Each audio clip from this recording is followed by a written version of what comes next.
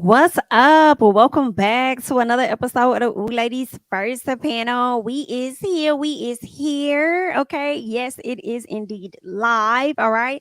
We are here on a Wednesday, but it's all good. Okay. Y'all make sure y'all like up the video. Be sure to come on in, subscribe to the channel. Make sure you're subscribing to Bondy and Necey as well. Okay. Follow us over on social media at Ooh Ladies First Panel. If you have any questions or anything, send us an email at ooladiesfirstpanel@gmail.com. Okay. Are you ladies ready?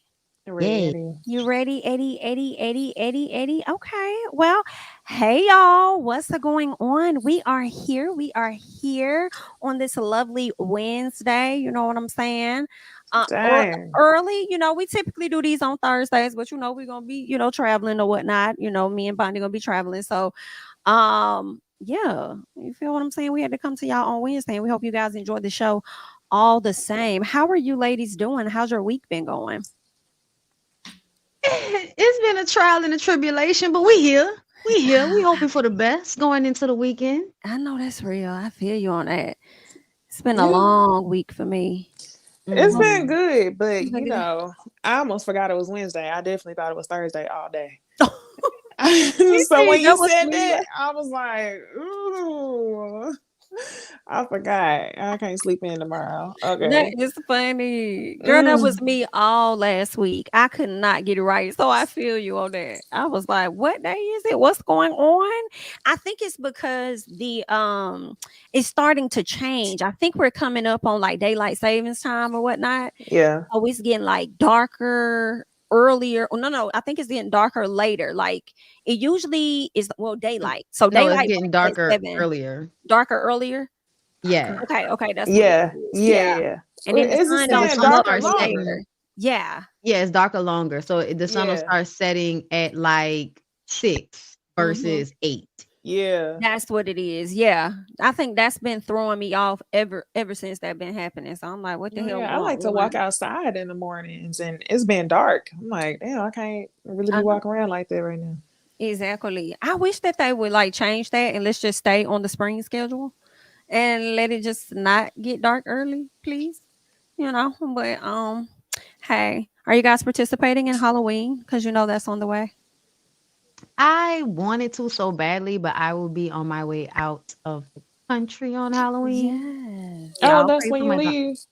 Yes, I leave for Ghana on the 30th, and the flight is like 8 or 9 hours. Okay. That's not So bad. no, it's Mm-mm. not bad. From New York to Accra is, yeah, I think about 9 hours. Okay. So yeah, I'll be getting there on Halloween, and then check into a hotel overnight to kind of Mhm. rest up, and then the retreat starts the next day Okay. on the first.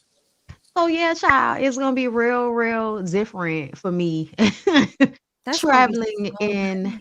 Ghana. Yeah, I'm super duper excited about it. I hope it gives what it's supposed to give, but I think it is though. But the thing I'm Mhm. way more excited about is they did like the African ancestry, and she was Oh, just telling us, yes. Mhm. Taisha was just telling everybody who she's over the retreat, was telling us that she got everybody's results. And some people are Okay. like actually from places in Africa that offer citizenship. So some of us might be able to get dual citizenship and stuff like that. So Oh I'm wow. excited. That's really cool. That sounds lit. Are you gonna be documenting everything, right? Like, are you vlogging? hmm Okay, hmm great. I'm Oh, that's gonna vlogging. be so dope. Damn, that's gonna be nice. Oh, I can't wait to hear about that trip. That's gonna be nice as hell. Hmm. Okay, y'all. And I hope it's a long vlog. Make it like 45 minutes Oh, at right. least. Well, right. Not us getting all in the business, like No, I'm literally, Hmm. gonna be like for gone real. for 10 days basically. The trip is like, Okay. a full like 7 days once we're there. Like I think it's like the first day one place, 3 days in one place, uh 3 days in another place, one place before we leave. So So it's at least y'all, 3 okay, locations. 3 locations in one. Okay. Mhm. That's gonna be nice. It's So if definitely gonna be a y'all lot. get Okay. so you know how Candy had I'm not sure what they call the person that was able to do like the fortune telling and stuff Oh about it. Are The you yeah. gonna one do who that? told Somebody throw some Rich bones. she was gonna be single forever. Yeah, that the one Yeah. that Throw some bones. and told Honestly, Candy she was gonna meet Todd. if I get an opportunity to, I might. I'm gonna have to ask Taisha about that because I would be down for it. But I'm also doing a past life regression when I come back Mhm. to Neoshi. Neoshi is a like a somebody that puts people under hypnotherapist. She's a hypnotherapist. Okay. And so she does like these hypnotherapy parties, like to try to, get people's feet wet. And one of my friends did it and like was able to see their past lives and talk to people Oh. themselves in their past life while being under hypnosis. And Oh. I'm excited because she was like, girl, I feel like she was like, I got killed in almost every life. Like, I don't, Whoa. like, yeah, she said, I got killed. Y'all can look up the Wow. YouTube video because she talked about it on YouTube too. Black Witch Yaya. She Okay. talked about it when she got hers done. And she got hers like one-on-one. I'm doing a party, so I don't know what it's gonna look like. But it's so funny because I said it to somebody and they was like, oh my god, Yoshi. Like they knew her and they knew about it. I was just like, Mm. oh, okay, so this is a thing. You doing Okay. it This when is you a get thing back, like you that. said? The 12th. Okay. Okay. When you get back. Okay. Yeah, I come Oh back on the 10th, and this wow. is that Sunday right after. So I'm kind of So like, is it the same group of ooh. ladies that you're going on the trip with, or is this? No, this was totally separate, and it was just kind of the way things lined up. Yeah. So that's why I'm like, oh shit. I wonder if I'm really gonna be ready to start these locks in December after all of this stuff. Oh, child, this is gonna be real interesting, honey. This, Ooh, I can't wait. I can't wait to hear about it. I can't wait to hear I'm gonna about it. vlog it all. We Very definitely gonna much be talking so. about it. This is gonna be good. I got you, Phoenix. You were asking if I'll put my you keep missing it. It's okay.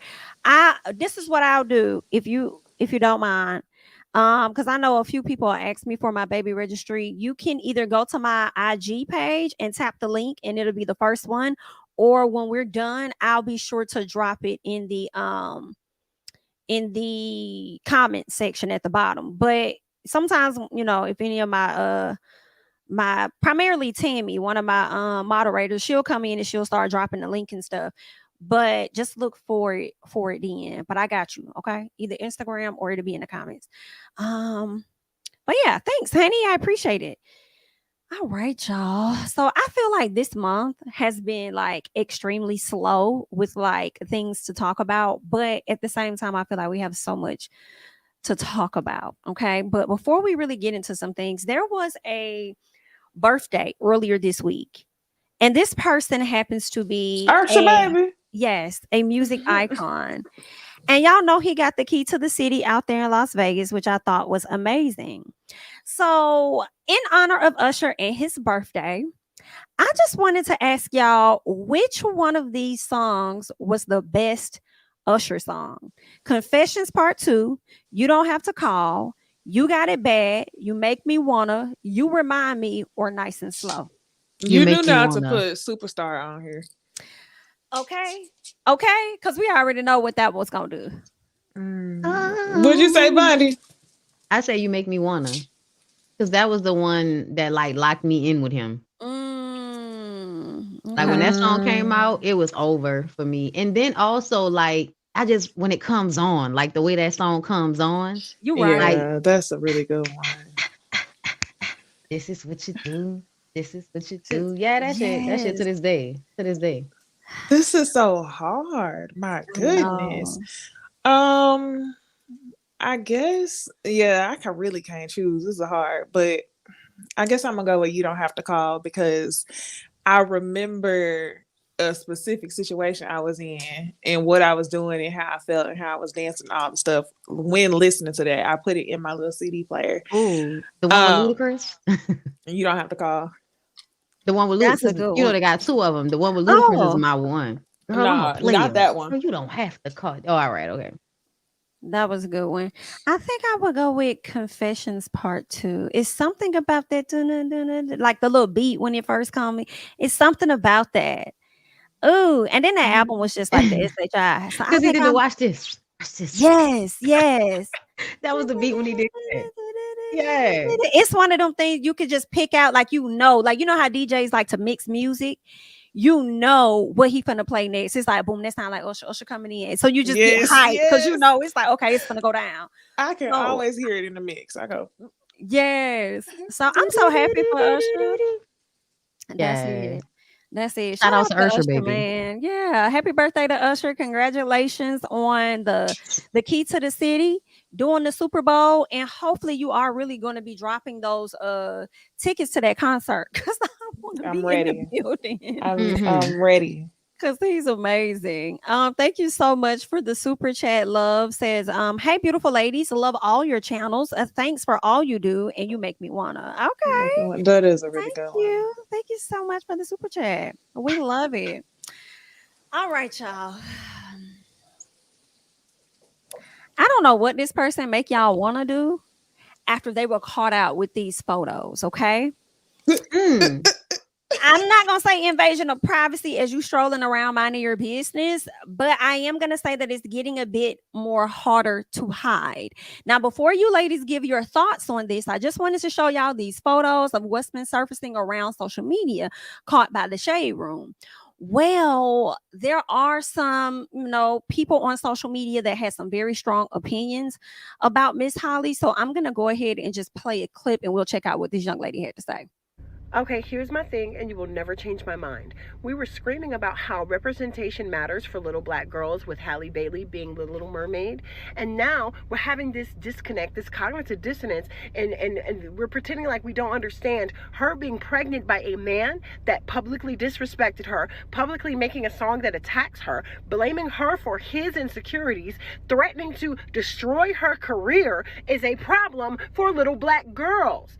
This is also a representation for little black girls to see how to be disrespected by a man and still have unprotected sex with him and have his baby and throw away your career at Disney or whatever you're doing for a man. And then instead, I got black women that want to attack me because I'm saying have some self-esteem. If a man shows you that he's abusing you, walk away from him. But y'all are so concerned with yourselves that you have these children for you. They are human beings and they deserve to be treated like that. Well, that was the sound off. Before we get into that, I'm going to say this now because I want to hear you all's thoughts.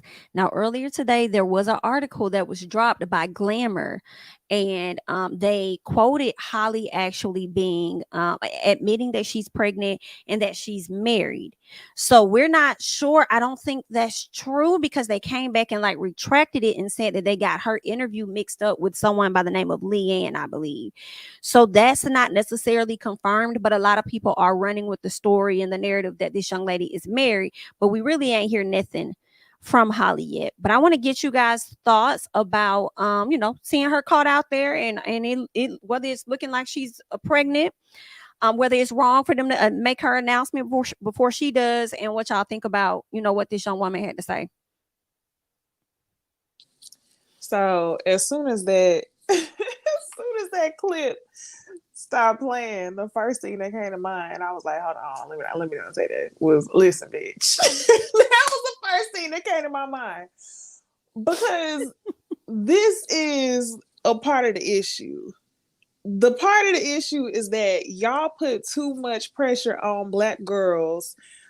Like, you are the problem. And my thing is like this. She mentioned that we needed a role model for the little black girls. The little black girls, they love Little Mermaid. Them being on the Shade Room, that's something between them and their parents that they need to monitor. The little girls don't need to know that Halle Bailey is pregnant. They can still love Little Mermaid. So, yeah, I just think she's doing the most. I never knew he made a song. Are y'all aware of the song that disrespected her? What song is it? I haven't heard it. Oh my God. Y'all haven't read those lyrics? Oh my No, God. I heard her. Should I was we? like, what is she I'm gonna talking pull about? it up. Okay, thank you. On Haley. Okay, because I read the lyrics one time. Okay, yeah, it's called Famous, I believe. Okay. Okay. Hold up. Let me get these lyrics for y'all. Let's get into it. Yeah, But that's yeah, so important. China, they yeah, said the song was missed. okay. He said, fall in love. I hate that shit. Knocking me off my guard. I can't fuck with relationships. I ain't even got enough time in a day for me to chase a bitch. I don't even ask for much. I ask you to do the basic shit. Hardest things I did was fall in love with a famous bitch. Fans all on my penis. Too much stress. Don't need it. If you see me tweet, don't read it. I swear I'll delete it. Sometimes I feel so defeated, broken hearts repeated. Said I love you. Did you mean it? Why don't I believe it? I'm trying to figure out what we gonna do, how we gonna get to the top. Filming a new movie now, you kissing dudes. You know I love you a lot. I don't give a fuck if that shit for promo. I don't want to see this shit no more. Why is y'all holding hands in the photo?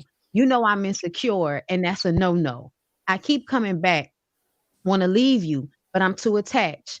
Take you shopping. I'm thumbing through racks. Ain't no limit. I'm spending the max. All these niggas that be in your DM trying to tell you they proud, but them motherfuckers don't even know you. So I want to know how. But I know that's part of the game. All these industry niggas is lame. They just want you because you got a name and because you got the girl I claim and because you the girl I claim.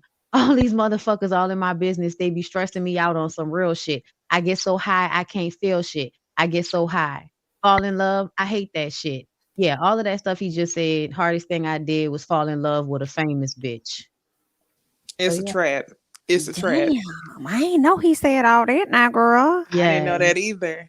So, with that additional information, That's what everybody's mad about, just so y'all know. That's why the girls are mad, because they know about the song.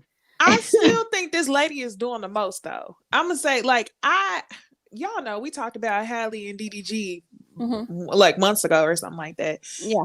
I'm not really for it. But the thing, I just never understood getting on the internet and like making a statement like she's a bad example for little black girls. That's OD. I think that's overboard. I don't think you should put that much pressure on her. She a regular ass girl that's gonna make dumb ass decisions.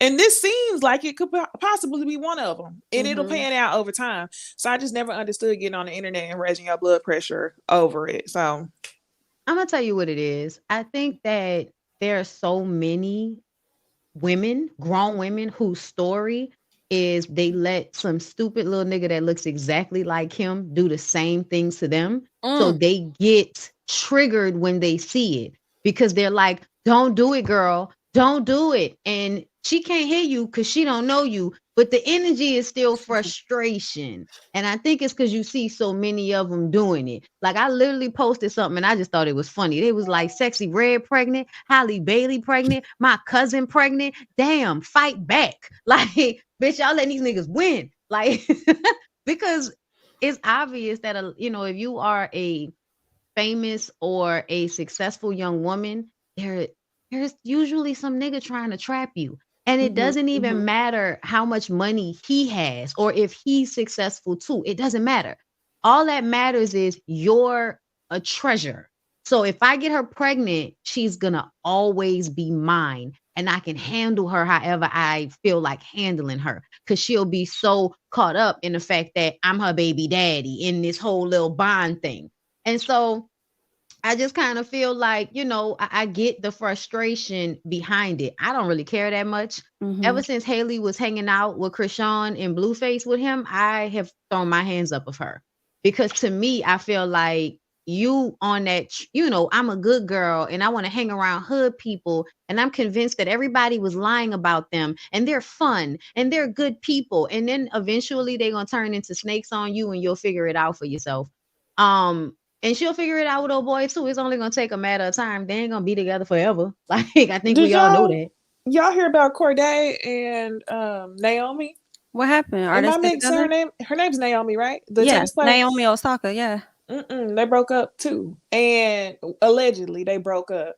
And everybody is in her comments relating it to Halle, and was like, "Halle will join you in X amount of time," because she posted something. Naomi posted a tweet and it said something like, "I just want somebody to watch the sunset with me," and everybody was like, "Oh, so he left you?" Like everybody was just up in arms about it, and they don't follow each other no more on Instagram. Well, that's what that means. They don't follow each other. Yeah. And she wants somebody to watch the sunset with her. You got that baby to watch the sunset with you. I'm so sorry.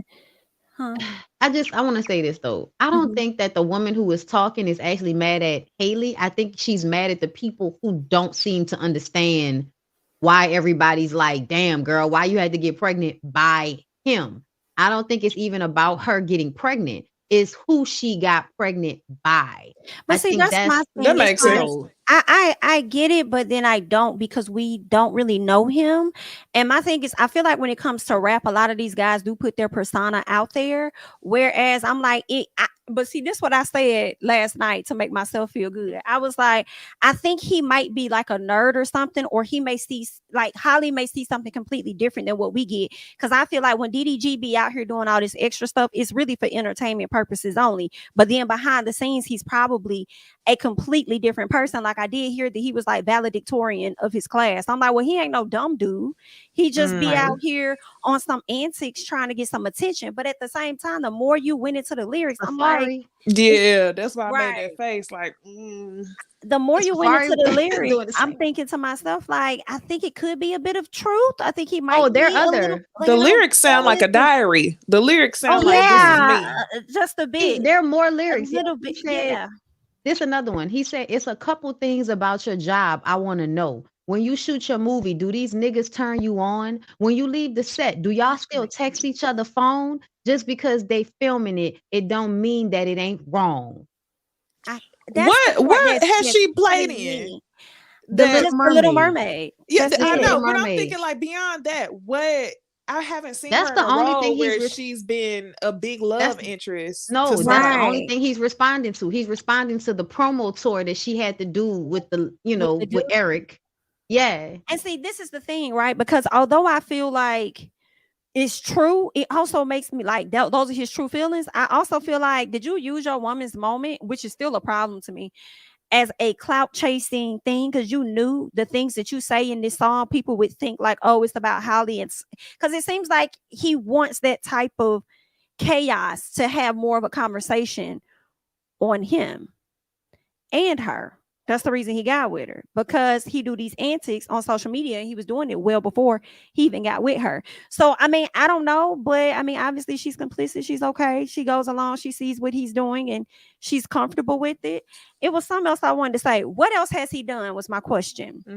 I know a lot of times we talk about him being disrespectful to her and, with women and stuff. And Ruby Red is the only one that I can think of. I don't know if it's been more, but I was just trying to run a tab on all of his stuff, because I feel like it's more than I don't know. Somebody say he best friends with Blueface. I'm like, okay, he is. We're gonna see how he another problem. They hung together. That's what I said. I said that's when I was kind of low key, like I'm not about to be that mad about whatever Holly got going on, because I know girls like Holly. They think they know better. So let them go through it. I think Necey mentioned that too. You mentioned something about that nice girl. I can't remember what it was that you said though. Like basically them getting passes because they lead with this. Oh, right. Because they come off across the soft. And that's why I think, okay, yeah, we was talking about that, because what we was discussing was her posting these subliminal, like defensive Instagram captions against the world. And everybody was jumping down our throats because after we just simply had a conversation. We didn't even all have the exact same opinion, but we had a conversation about her being pregnant. And the comments was going off. And I'm like, how y'all gonna be mad at us for calling a thing a thing? And I think people just went into protective mode while ignoring the other stuff y'all are talking about, like her hanging with Krishan and Blueface.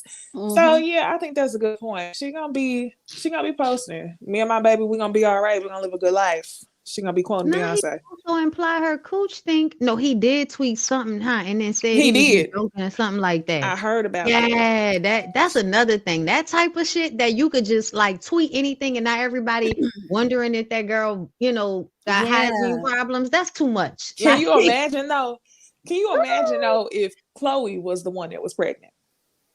I thought about that today. Shame for dear God. Say it again. And shame for dear God. And that's what I was saying. Because remember, I said that a lot of people kept comparing them, and I didn't like the comparison because I was noticing the shit with the DDG boy and her hanging with Krishan and Blueface. So I was like, bitch, the only thing Chloe over there doing is being sexy in the camera. Like, you over here allegedly getting pregnant by a nigga that want to embarrass you publicly. Yeah, I'm feeling like Chloe is the one winning. That's how I felt, but they said I was wrong. I think what's going to end up breaking them up is because he's a person that likes to do these antics for social media and to monetize or whatever. And I think, women, once we have kids, we just kind of grow a lot of times at different paces than them. And I just feel like that's what's gonna make her be like, you need to chill the fuck out sometimes. He gonna play too much, and she gonna piece the hell out on his ass like Sierra did Future. That shit, when he posted that sonogram and said April Fools, I was like, yeah, she was pregnant then. That was And a real you know she sonogram. wouldn't have signed off on that shit. Uh-uh. I feel like he did that so immaturely. Why would she want you to post? And looking at the sonogram, it looked like the baby couldn't have been 12 weeks or less. And you posted. So if my calculations are right, she probably due before Thanksgiving or around Thanksgiving. She looked like about 7, almost, 7 and some change when we saw that picture we just saw. Listen, I don't care about the girl being pregnant, just like I don't care about nobody else's coochie. Right. But we gonna talk about it because Okay. celebrity, and that's what y'all here for. And I just want to say about the video we watched, more so for me, my biggest issue is y'all people trying to make this girl y'all role model for y'all kids when y'all should be the first ones being the role model. And what I don't like is that y'all feel like because she's on television, she's supposed to be perfect. Meanwhile, a lot of y'all parents, y'all kids are looking to y'all to be a certain example, and y'all not even gonna live up to that y'all damn self. So to put all that pressure on this young girl, I don't think that's really fair. In my opinion. And like I said, she ain't the first, she ain't gonna be the last. And the other thing is, if she really is married, that's still not gonna stop people from talking, because you ain't gotta get married just to make having a baby right. Sometimes being married is the wrong damn thing. Girl, so that's and the baby's supposed to be here because the baby about to be here, girl. Okay. Yeah. It's given tied to religion and stuff. It's giving Brandy. It is. It's but giving Brandy lied about her marriage though. She wasn't married to that man. That man had a whole nother wife. Yes, we are. We that's married. so embarrassing. Shout out to you. And then let me tell y'all something. This is what y'all want though. Y'all want people to lie. Y'all don't want people to tell the truth. Ooh, and we shall get into those things as well later tonight. Okay, so let's go ahead and move on so we can get to just that. This is a video that I wanted to get you guys' thoughts on regarding a young lady that's about to go out on a date, and it doesn't seem like she's happy about this day. I feel like she thinks that she's worth much more than what he's willing to give her. All right. Do y'all think that like, I don't know. Do y'all think something's wrong with Cheesecake Factory is my question. And did she overdo it with her response to the Cheesecake Factory? Listen, I feel like, bitch, you can get a good shrimp Alfredo at Cheesecake Factory. And at the end of the day, that's a good date for somebody that you just met. But the main thing for me was the fact that he made a reservation for a nicer place, and her bummy ass made him wait an hour in his car, and they missed the damn reservation, and so they had to go to the Cheesecake Factory. This is that man still being patient with your raggedy ass. Come on, you need to be at home. You need to be at home because you don't know how to act. Like, she was rude. You were like unnecessarily rude to the man. Okay. And honestly, I love the fact that he was just like, I'm just going to drop you off home. And she was so confused when he said he was going to drop her off home. Like, she thought they was going to go into the restaurant. I just was like, get her away from me. I would have thought it was fake, but it was the way he was like so matter of fact that it was him that made me think it was real.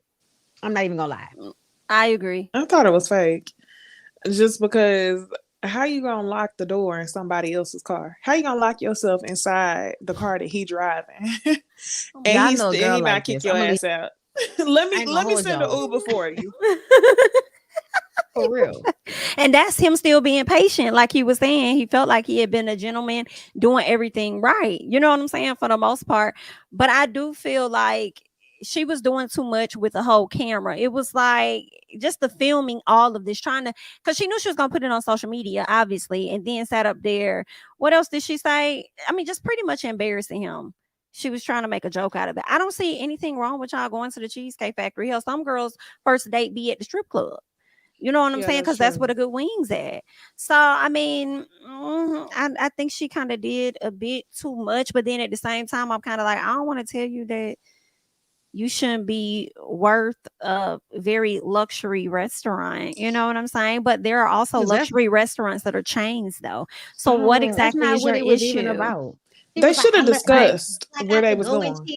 They They did. did. She She made definitely him looked late. like she She knew. definitely looked like she was going to Cheesecake Factory with the purple Yes. lipstick from 2016. Great, it was even Definitely. that Mac lipstick. I forgot Yeah, it was the given. heroin. I think that's Look, what it's Yes. called. somebody Mac Oh, said, you heroin know, lip. Jamie, that's exactly what it was. It was 2010. It's 20. Yeah, back then it was back. listen, giving. It was. Diva Nicole said the way she was thick, that girl was not eating at no Michelin star restaurants with them. I was like, yeah, they do have tiny portions. I ain't This even one gonna here. hold y'all. Yeah. Yeah. Mm, She was she giving was in Applebee's super happy dress. hour. She Oh, was giving strawberry Dollar margaritas. margaritas. embarrassing. Girl, and it's She was. okay. No, she Ain't was nothing giving wrong with killing. that. But that's what you look like. Don't say that you look at me when there's like 10 girls in the Cheesecake Factory right now with box braids and a maxi dress on. What are you talking Yeah. about? She Exactly. kind She of get gives courted. like it's a particular type of woman that she gives. And y'all know how I always tell y'all, like, I could tell a lot about somebody from their eyebrows. Mm-hmm. And it's mainly like if they have the boxy ass eyebrows.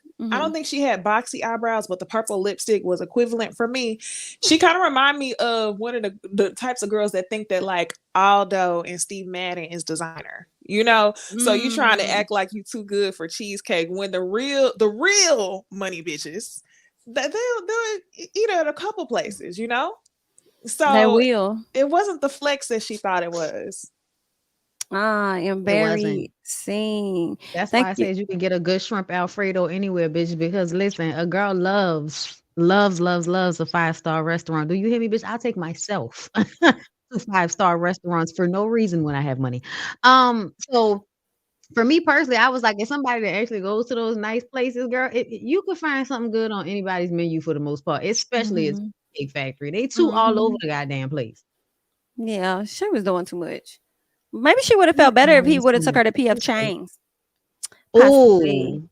oh, Nah, she looked it's like a hot. Benihana. That's top tier for Yeah. Oh, her. give me some She rice. she Oh, Benihana the fuck out of these luxury. She think Listen, that's top tier luxury. That's I know her yes. type. I'm telling you right screaming, now. screaming. Dead to the ground. That's Dead to funny. the ground. She spent 140 on her meal. She felt like she did something. Hmm. Embarrassing. That's the Nick and Bitch, Sam where's girls my out here raw? in Where's my Dallas. raw tower? In Dallas, it's the Nick and Sam's. Nick and Nick and Sam's. Sam. Nick and Sam's. Nick and Sam's. Nick and Sam's. Oh, okay. Okay. Hilarious. All right. Janaea, thank you so much for the super chat. The public made her princess, but her circle has always said she was the rebel. Speaking of Holly, Chloe is the scary one. Thank you for the super chat. Oh no, that's Mo says it's the fact that he admitted to being jealous of her and she still let him. Oh, baby. Still speaking of Miss Chloe Bailey. I'm sorry, not Chloe, Holly Bailey. Thank you so much for the super It's because chat. she don't know the ramifications of it yet. And this is what I'm always saying. People always be running them out on the internet. She knew what she was getting into. I'm like, they really don't. They really have no clue what it's going That's to really look high like key. That's until they get true. in it. High key, that's true. You know, being a mom that was pregnant, you know, at 18, like high key, that's true. Damn, you know, child, they just be out here doing some shit. But Girl, I'm 35, just figuring out a lot of shit. I have so many moments out this right. motherfucker. No, really. Nah, for real. Like that's why Yeah. it's like, you really did Every not. day. I'm like, damn, I really thought yeah, no. Yeah, no, right. Oh, goodness. Goodness. Like, You have to be I'm shaking your one head. more humble. Let me Keep not on say Mhm. it'll living. never be me because it will always eventually. That's Listen, funny. don't Child, judge. We've all been you here. are right. You are right. So as we are just, you know, coming off of the heels of speaking on Holly's good black man, I wanted to play this video and get you guys' thoughts on how this woman is feeling people should or women should treat their good black men. I don't know who needs to hear this, but if you are a black woman and you know you have a good black man at home, you need to do what it takes to keep that black man. Because let me tell you something, there are not a lot of available good black men out here that are still interested in dating black women. So let me just hit you with some facts. Naturally, there are just more women on this earth than men, okay? We are outnumbering them. So then there's a large percentage of those black men that are incarcerated. There's another percentage of those men that are just into men. It's just the world that we live in. There's another percentage of those men that are already taken and married, and a lot of them are not marrying the black women. So when you do come across a black man that is single and good and actually willing to date a black woman, how do you ensure that he is actually desiring you and wants to commit to you? Okay, here's another fact. The number of black men who are marrying outside of their race has drastically increased, which simply just means they are not picking us. And that is a big concern for me. So you got to ask yourself, what is it about you that makes us less desirable? That is what we have to figure out, because the men do desire to be in a relationship. They're getting married and they're outnumbering us in marriages. They're just not picking us. So it's time to really figure out, how can I be different? What do I need to switch up to really get what I truly desire from this black man? Let's talk about it in the comments. No. Two things. First of all, women do not outnumber men globally. They outnumber men in the US. Fucking Google it, for God's sakes, because y'all stay saying that shit and nobody ever puts it into Google to find out that, yes, there are more women in the United States, but in the world, there are more men. Okay? Not a large number, but there are more men than women in this world. So cut it the fuck out. Another thing, I'm mad that black men date out of the race because I thought I was the preference. I'm light-skinned and cute. I'm supposed to be the preference. I'm supposed to be good enough. Y'all supposed to be picking me. And no, I see y'all picking these white women. Girl, it is not 2005. We do not care. We do not care, girl. I ain't got to figure out shit. First of all, I got a husband. That's besides the point. I ain't got to figure out shit. Say that. Come on. Okay? All three of us. Bitch, we don't have to figure out anything. Okay? And that's not to shade nobody, because at the end of the day, like, if I didn't have a man, I still wouldn't need help figuring out how to get one, because all I got to do is walk outside. The fuck wrong with you? Right. You tell them. All you got to do is what, buddy? Walk outside. Bitch. Come on. They're literally all over the place.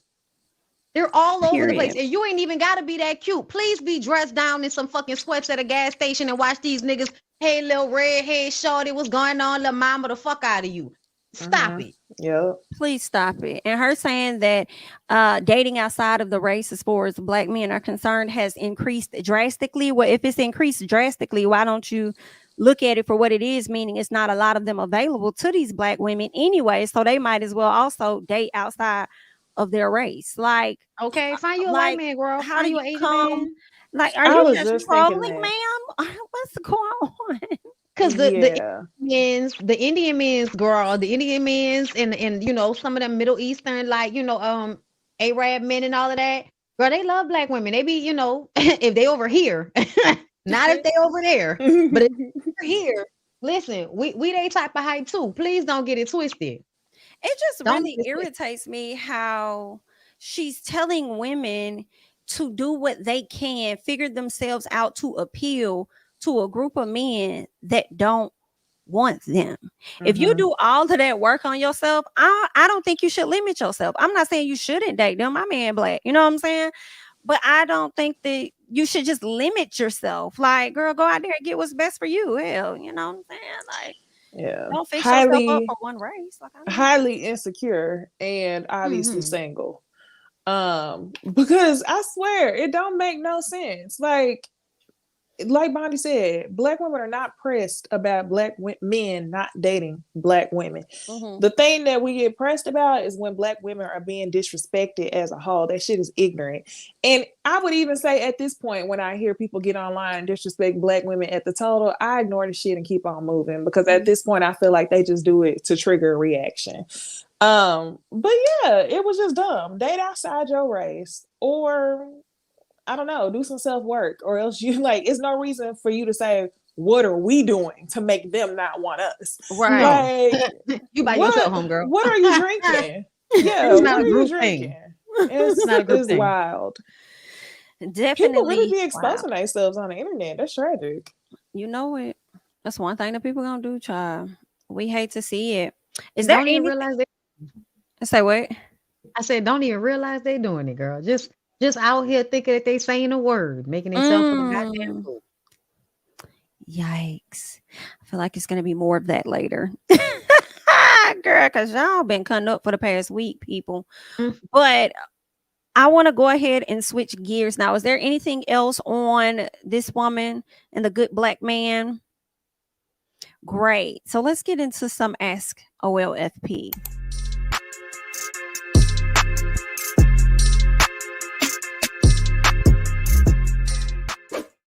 All right, this is coming straight from Six Brown Chicks, and I want to get you guys' thoughts on it. All right, so this one says, I meant it when I proposed to my wife, Lori, last year. I really felt she was the one for me, but I don't like her anymore. Damn. After 6 months of marriage, I can't breathe. Every time I come home, she's there. While dating her, I could leave her just to have my tiny studio apartment to myself. Being married to her makes me feel crowded. Everything she did before was so alluring. Her smile, her body, the way she smells. Now I just loathe her presence. I told her that I don't find her attractive anymore and I think we should open the marriage. I was honest. I told her about her coworker that I've been flirting with and that we want to see where it goes. Lori was furious. Then she cried. The next day she said, variety can make us appreciate each other more. Lori stopped coming home and I thoroughly enjoyed her coworker. Then my mother called in tears telling me that my dad left her for Lori. Baby, I called Lori. I was in shock. Yep, I'm a fucking him. I'm going to give your dad a son he could be proud of. Lori destroyed my family. How to fix this or at least get revenge? Them people be lying. Ain't no fucking way, bro. Like, Yeah, ain't no yeah. way. This is something from a telenovela Oh, that oh they my meant. God. I'm gonna give you a brother. Your A dad That is, son. right. you can't top Yes. that revenge. I'm how do I get revenge? You can't top that, baby. I was here for I Lori. mean, Well, listen, if y'all I down there, felt y'all bad for down her. there. I felt bad for her at first. 'Cause I'm like, dang, I just feel like I don't think it's anything wrong because I ain't in nobody marriage. I just feel like I don't think it's anything wrong with asking your partner to open up the marriage if that's, you know what I'm saying? I think that's better than just going out there cheating. At least ask them, but I just kind of feel bad that they weren't even married that damn long. And I'm like, you already got to discuss He with the shouldn't have lady. married Like, her. why did you? If her, see, the thing is, it sounded like he kind of just wanted it out anyway. Because if y'all had been married for 2 seconds and then all of a sudden you just completely could not stand her presence, it's Right. given like you don't even like her. Like people, I feel like people who are mature enough to handle an open marriage are people who still genuinely like each other. They on the same page. They want to do other things. They always gonna come back. He was trying to find a way out, and yeah, it ain't no revenge. Indeed. I'm about to say Indeed. this seems very balanced to me. You fucked her coworker, she fucked your dad. It seems even Steven to me. Damn. And then she not only hurt you, but hurt your mama too. Yikes. Ooh. Girl, that's some Yikes. messy. Yeah. That's who I felt bad for. Like, damn, look what you did to your own mama. He caused that. He Right. really did. So, son, you should have chose better for real. Well, okay. So we have one more here. Let's see. Let me get you guys' thoughts on this one. It's am I the a-hole for using my mom's death in an argument with my dad? Now, when I was 11, I'm 17 now. My mom died in a car crash. I was at school when it happened, so I didn't know. My dad saw her in the hospital before she died. When I got home from school, my dad told me that my mom was going on a work trip and that she wouldn't be back for a couple of weeks. I remember really missing her. And when 2 weeks was almost up, I was really excited for her to come home. And I was talking to my dad about how excited I was, and he never told me she wasn't coming back. After 2 weeks was up, he told me her flight was delayed and she'd be home in a few days.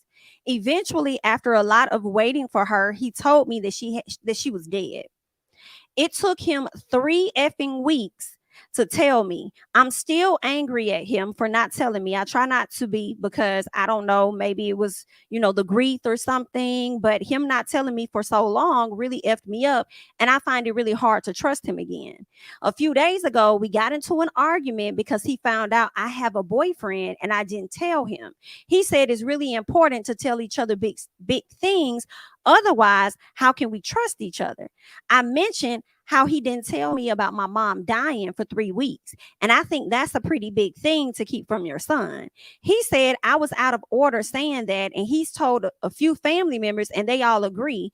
And they keep texting me, telling me to apologize and telling me how selfish and disrespectful I am. Am I the a-hole? No, I don't think so. No, not even a little bit, not even at all. Like, that's insane. That's insane that you would not, as soon as the wife was at the hospital, your son should have been brought there to her as soon as possible. Like, that's insane that he not only kept it from him, but lied about it originally, saying They didn't have a funeral for almost 3 a month. weeks. That's what I was wondering. That's what it said. It probably was trying to get insurance or something together. I don't know. Yeah, you killed that lady. No, he killed her. I'm sorry. It sounds like it's something that they never discussed, which is why I feel strongly that he's not the asshole. Yeah. Now, like, if it was something that they had worked through, and then the daddy was like, okay, now moving forward on this next, chapter, this is what we gonna do, I'd be like, but even then, it's just like, no, you're not the asshole. Your daddy is manipulating and gaslighting and using the family members. And the family members wild as fuck. To me, I agree. Once he said something to keep from your son and then mentioned boyfriend, I was like, is this about him being gay? Yes, that's how I feel. Is that what y'all mad about?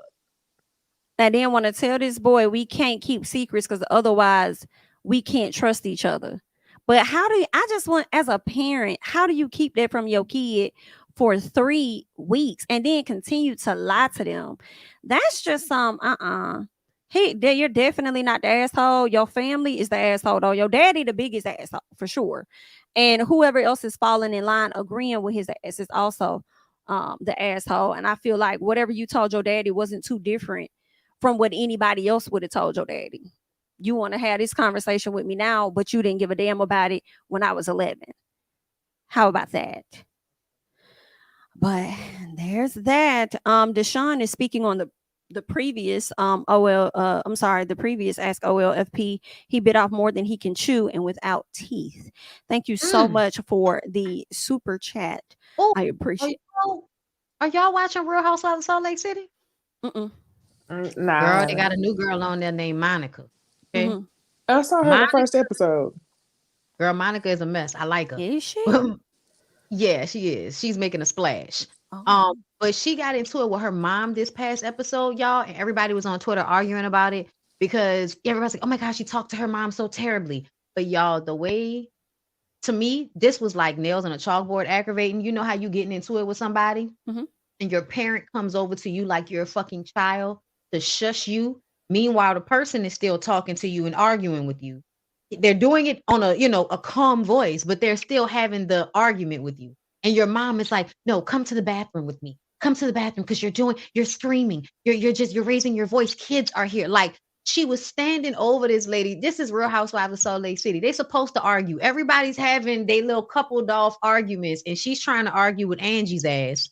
And her mom is literally like telling her, come to the bathroom with me. You're embarrassing me. And then later, when she pulls Monica to the side, they sit down to talk, and she got this like little smug grin on her face, like she is glad that she upset her daughter. That she made her. It basically made her daughter feel like, you're ganging up on me with these people. That's exactly what it felt like to me. If somebody's sitting having an argument and the mom is telling you how wrong you are for just responding, and you're an adult, like, that shit was so triggering to me, y'all.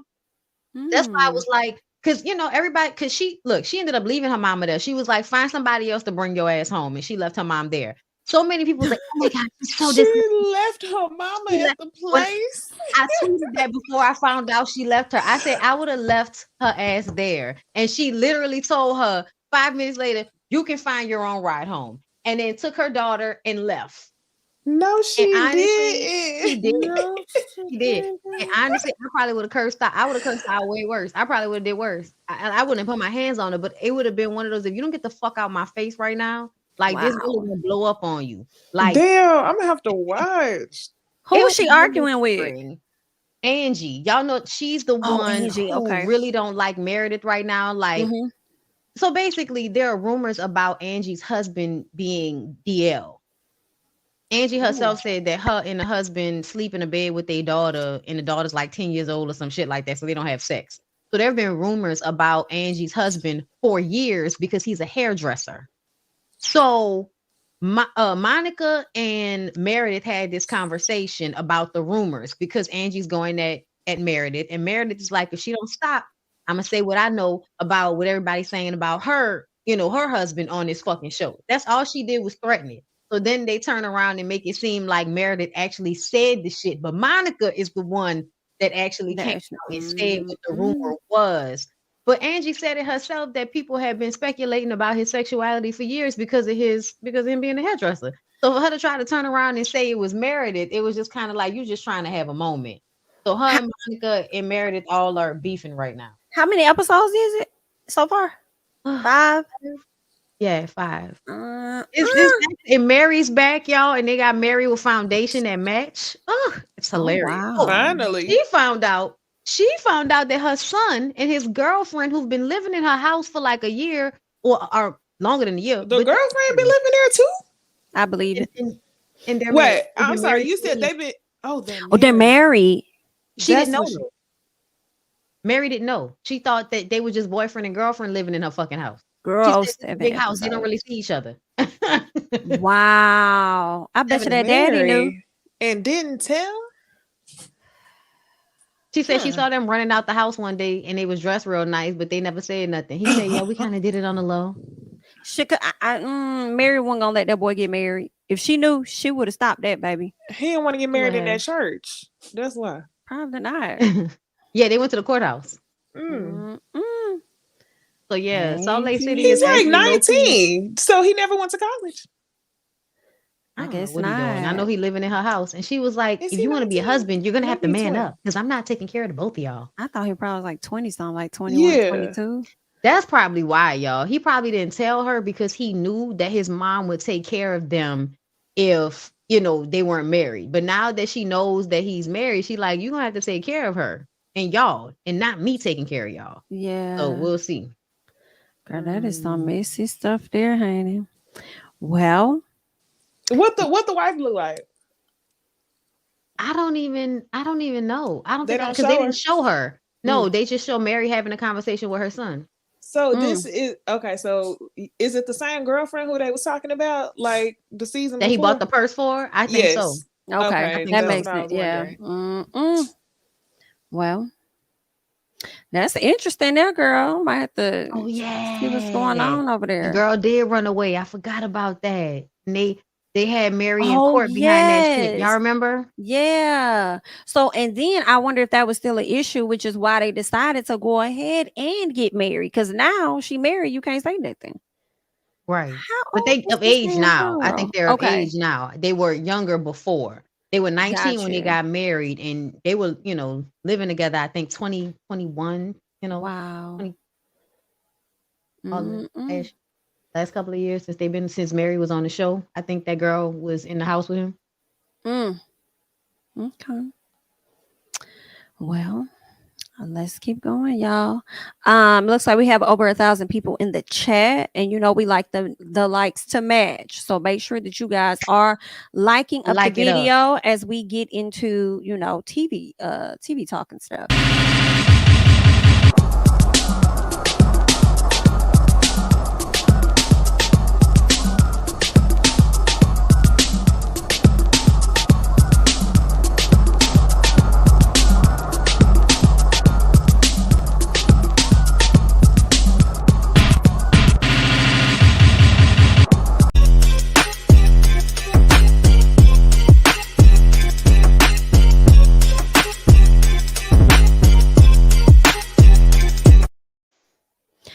All right, y'all. Let's talk about Love and Hip Hop Miami. It was giving a lot of lackluster, but we're going to just, chat about a little bit of it, okay? First off, Florence. The Florence and Marlon to me are the most uninteresting people on the damn show in all honesty. But she had a performance that she felt she bombed because she ain't had no backup dancers and she ain't have Trina. Why Trina didn't show up? Maybe it has something to do with Joy or whatever. But Trina didn't show up. But the biggest thing was the fact that Marlon showed up to be a support system to her, but then later on turned around and outed her to, I believe that was one of her sisters. And he was wrong for that. I felt like Marlon was out of line. And I also hate the fact that her mom knows that this man has smashed on her and her other daughter, yet you're still advocating for your oldest daughter to still, however old, you're still advocating for her to stay with the very man that disrespected your family. Like, it's stupid. What did y'all think about that one? Yeah, I thought it was a pretty good episode. With Flo, yeah, I don't know. I guess I'm interested to know why Trina didn't show up. Like, what happened? I She think said she that, got caught in traffic. yeah, I know that's what she said, but I think that her girlfriend had a point. If it was another show, you account for stuff like traffic. But I ain't mad at her about it, but I just think that part was interesting. I'm with you, Jamie. When her mama was like, Marlon, Marlon, Marlon at the end, I was like, hold on. Wait. She just said, ain't you the same one that fucked Marlon? I'm like, do her mama know? Her mama gotta know. And her mama is still capable. See, this is the thing. Her mama is projecting all her relationship trauma. Just like what's Martell mama name? Marlene, thank you. Marlene projects her. Parents need to stop thinking that just because somebody has something slightly better than what they had, that it's acceptable, and it's not. So I think that's just what she doing. So, Yeah. do y'all think the relationship is real? It kind of reminds me of whenever Erica Mena and Sin start dating. It was given like, we look alike, we both bad bitches, let's be together. I don't think it's real. I do feel I like don't it's either. storyline. Me too. I don't feel like it's real at all. And I also feel like, I'm sorry, because her mama was even like, girl, I'm not worrying about this little girlfriend. What she did ask was, can she take care of you and your 3 kids? And she was like, the reason why that annoyed me is because Marlon didn't take care of her and her 3 kids. Okay. Marlon was in his car with the windshield missing. And she was in her luxury vehicle. Like, to us from the outside looking in on the show, it already looked like she's taking care of everything anyway. He ain't taking care of shit. Like, he might do stuff in the industry and all that, but financially, I don't think that he has it like that. So that's annoying to me. But the mama, when I tell you, she would have got mama, why don't you fucking marry him then? For me, like that. I'm sorry, y'all, but I really have a level of, I don't give a fuck at a certain point. I know a lot of people feel like it don't matter what you do, you don't disrespect. Yeah, I don't give a fuck. I'm sorry. Shoot me. But you you say Marlon, Marlon, Marlon, Marlon to me after he ate a girl out on a pool table at a club that we own together. Damn. I'm gonna curse you out. I'm probably gonna curse you out. Damn, he did that too. I feel like smashing on the sister was like even bigger. Where girl, he doing that? Like, God damn, Marlon's He just ate the trash. girl out. They ain't even fuck. She was like, he just ate me out. And that's Yeah, insane to me. For you to be Trifling that as much. fuck. Come on. Marlon, Yeah, no, Marlon, you could never Marlon. look me in the face again. Hell no, absolutely not. Ray J and Prinky, they over there trying to set up a Marta and Safari after they done fell out. Prinky over there acting like she just learned that they done broke up, even though clearly y'all already knew that they wasn't talking. And then Amada learns that it was Safari that told, I'm sorry, it was Ray J that told Safari that she was down there messing with her baby daddy. Moral of the story is they had a conversation. They are in a better place, but I still don't see their relationship advancing or going nowhere. And I wish that Safari would stop wasting people's time like he's really here for commitment when he's not. But Amada, you don't make great decisions when it comes to men either, and you're stupid to me, and you're digmatized, so you're gonna go along with whatever. And can I also just say this about Amada? she is becoming annoying to me the same way Spice is on this show. And a lot of times when we see a model on screen, it's always her complaining. Every time I hear her, I feel like I hear her whining about something. I feel like it's very rare I hear her listening to somebody else's stuff. Yeah, Yeah, like that's- She don't getting care tired about of her. nobody else. She don't care about nobody else. You saw the way she treated Vanche. That's why Vanche over there acting like a fucking crackhead and shit like that. You hurt that girl feelings with your with your fake ass. Let me tell you something. Amara and Safari are not real, in my opinion. I think they might be fucking, but I don't think they're real. I think they're doing all of this for the show. For But sure. the thing that annoys me the most about it was how they circled the block back around to blaming social media for their problems. And I was just kind of like, so that's what y'all gonna do, huh? Y'all gonna fight fucking blame social media? Good luck. Yep, that's exactly. Yeah. I had the exact same train of thought, Bondy. And whenever they hugged at the end to make up, I was like, it's giving abusive. Like the way that they was arguing and she threw the drink and he was calling her a duck and a bitch this, it was giving abusive relationship. And y'all gonna hug and make up. And I was just like, ew. To me, his withholding of emotion, like when she was like trying to talk to him, well, you won't even talk to me, and he was like, I'm here, or why do you care, or some shit like that. She's like, I'm here because I care, or whatever. And he was like, well, I'm here too, so there you go. Like, what does that mean? Like, Yeah.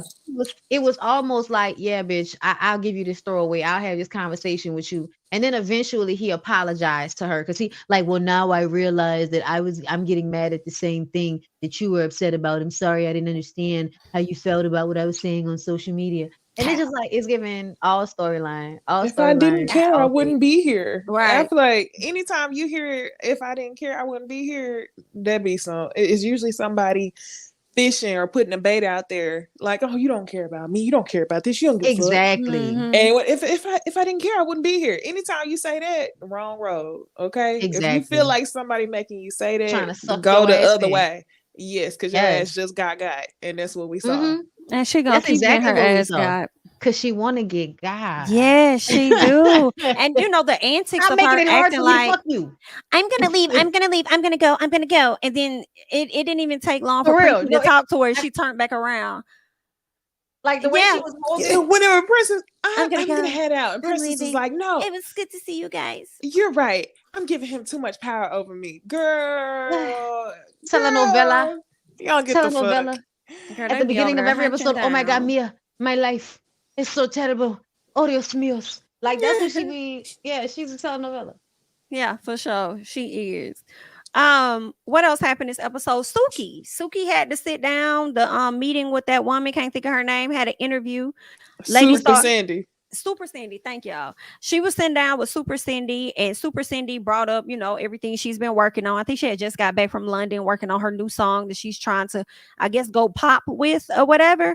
But she keeps being faced with her past and her antics and different things that she's done. We see Suki break down at a later time because she really wants to shed her past, and she can't seem to shake it. But the thing is, to be Suki, you keep doing some of the same shit. So it's like you can't do the same thing and then be telling people you don't want them to talk about it. Like, what the hell do you want from the people? Like, what do you want? So I don't know. I kind of felt like, for me, and I hate to say it, and I'm gonna let people say what they want. I felt like Suki was acting in the end. I felt like she was acting. I don't know if she was really emotional. I mean, when she went behind that door and the producers went in there, I was like, okay, maybe she crying for real. But I don't know. I don't believe Suki, because Suki say one thing and her actions say something else. I don't think she was acting. But what I did, okay, I don't know why this stuck with me because it wasn't even really that important. But it was funny as hell whenever she said, let me see what she said. She said, let me see the whack ass notes you reading off of. And the lady scooped that chair back on the 4 wheels. She slid all the way back. And then she was like, fine, read them. I don't care. Nah, bitch, you was running. You was running. The way you slid back in that computer chair. Right. Okay, that was funny. But yeah, Suki has to be delusional if she thinks she gonna hop up on somebody's interview and not be asked questions about the past. That's insane to me. It kind of made me think about Black China. Like, people gonna ask questions about Angela now. And low-key, it made me think about even the interviews that we do. We don't be telling people the questions we gonna ask before we do it. Now that one person wanted to know the questions and decided to run, but it's fine. That was a long time ago. So I don't know, it just didn't make sense to me. But the blow up at the end with her sister, I think, was for real, because I remember when we did this fashion segment on her, I think last week or the week before, I had said something like, I don't ever think about Suki, like, ever. And she's literally not a thought in my mind. But I know it has to be like extremely exhausting to be doing shit for clicks. And I know that's what she does. So I feel like that's what that breakdown was for. But is she gonna stop doing shit for clicks? Absolutely not. So I think she got like an internal battle, because it's like, I've never really, where did she come from? You know? Right. So I don't know. I don't think she's gonna change, but I do think she had a meltdown at the end. I think that was real.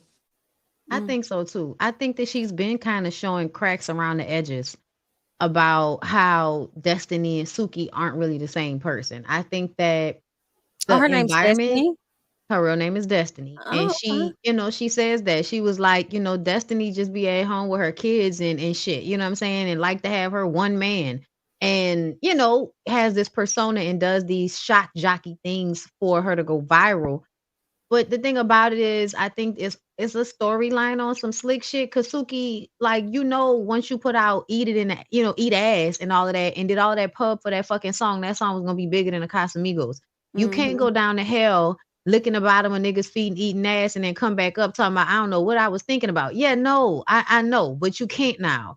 So now you're just gonna have to deal with the you know, the bed that you've laid in. So when Super Cindy was asking her the questions, it doesn't matter if you're tired of answering them. Answer them anyway, because this is what you presented to everybody and you want the interview. You're going to have to explain yourself every fucking time unless you don't want to do interviews no more. exactly. And then you're going to have to deal with what that does to your career. But at the end of the day, you're going to have to back up all of this shit you do. And you're going to have to keep answering questions about it. That's just what it is. Now, what I don't like is the way the men come at her during interviews. It's almost like we're gonna ask you questions that are extremely like out of pocket, even for you. Like, I think one time they were interviewing her with a guy and they were asking her if they fucked, and it was just kind of like, no, we didn't fuck, we did a song together. Like, what? Like, but the fact that they think they can ask her that because of her persona, I can understand. And we all know, like, hearing the echo. But, you know, as a girl, as a woman, you know, you're taught how things can play out when you lead with sexuality in such a way. You know what I'm saying? Absolutely. Yep. People disrespect you anyway. Please don't get me wrong, because you get sexually harassed on the job, whether you know, are like Suki Hana or not. Like, it is what it is. True. You're gonna get sexually harassed. But I do understand that in one moment it could be playing a part, and in the next moment it could be making you feel extremely uncomfortable for somebody to think they can come at you a certain way. And that's hard to deal with, because when you're on your phone or you're posting, you're still in your safe space doing and talking whatever shit you talking and doing. But once you get out there in the world and people are responding to you because of that, then it gets hard. And I do still have empathy for her as a young woman, because y'all really don't teach these girls to do nothing better in this society. I know y'all think y'all do, but y'all don't. Yeah. Yeah, I agree. I think Suki's gonna have to really just embrace who she's shown herself to be until she and answer those questions. Because when I was listening, I was like, Suki, you getting frustrated because you don't have a proper media training and you don't know how to handle these conversations, because there's a way to talk about what you've done and merge into where you are and then where you're going. You don't have those skills just yet. So I understand you kind of getting frustrated, but you're going to have to stay down, keep doing your thing until you really get to a better place to where you can be like, don't ask me these questions, or don't ask me that, or don't ask me this, or whatever the case is. But ultimately, girl, I think the advice Super Cindy should have gave you was like, let me connect you with this media person that's going to help you answer certain types of questions, so that, you know what I'm saying, you can kind of like start getting from that space of answering that stuff. But then also, you can't be out here doing antics that's gonna make people go back and ask you them same damn questions, Suki. Okay, so girl, you need where is Iyanla? You might need Iyanla and some old people. Somewhere Okay, saying something crazy. I That's knew where she I at. was waiting on you to say that tonight, Bondy. Because not Bondy, Jamie. When I was watching the show, I was like, "Where is Iyanla? She need Iyanla." she needs somebody. Yeah, We or all say she need Monique. She Iyanla, might but need we need a Monique. new name. Yeah, we need somebody else because I love us when I for tell real. you, Iyanla online asking us why can't you ask a man to marry you, Oh, girl? Oh no, she did. Girl, yes, she did. I was like, oh no, you're not. Oh nah, no, you're not. not on Beyonce internet. We not gonna Not influence the on young my girls like watch. that. No, that's right, girl. Mm. What kind of evolving you over there doing? Tell me some damn girl. What? No, ma'am, Eon. Anything else on Love and Hip Hop Miami? Do better. Y'all boring me a little bit. Girl, this episode was so flat, child. I was like, what's going on? Okay. Well, let's get into Love and Marriage Huntsville. Okay. Because I feel like this episode was flat too, but we're going to talk about it. Martell is still complaining about Marceau trying to downplay what he and Mel did for them. Or, yeah, what he and Mel did for him and his family. And then we also see where Tisha is over there working on this hairline with her daughters. And she says that they've been working on it for like the past 4 or 5 years, but I feel like we haven't really seen it until what's that girl?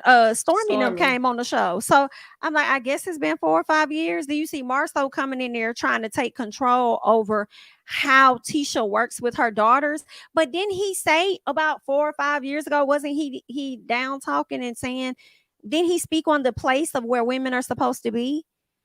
He did. And then now I you guess want to he's come in trying there to and act teach your like there's a girls? difference. Yeah, he was trying Yeah. to act like, oh, that's he said that's personal. I'm talking about business.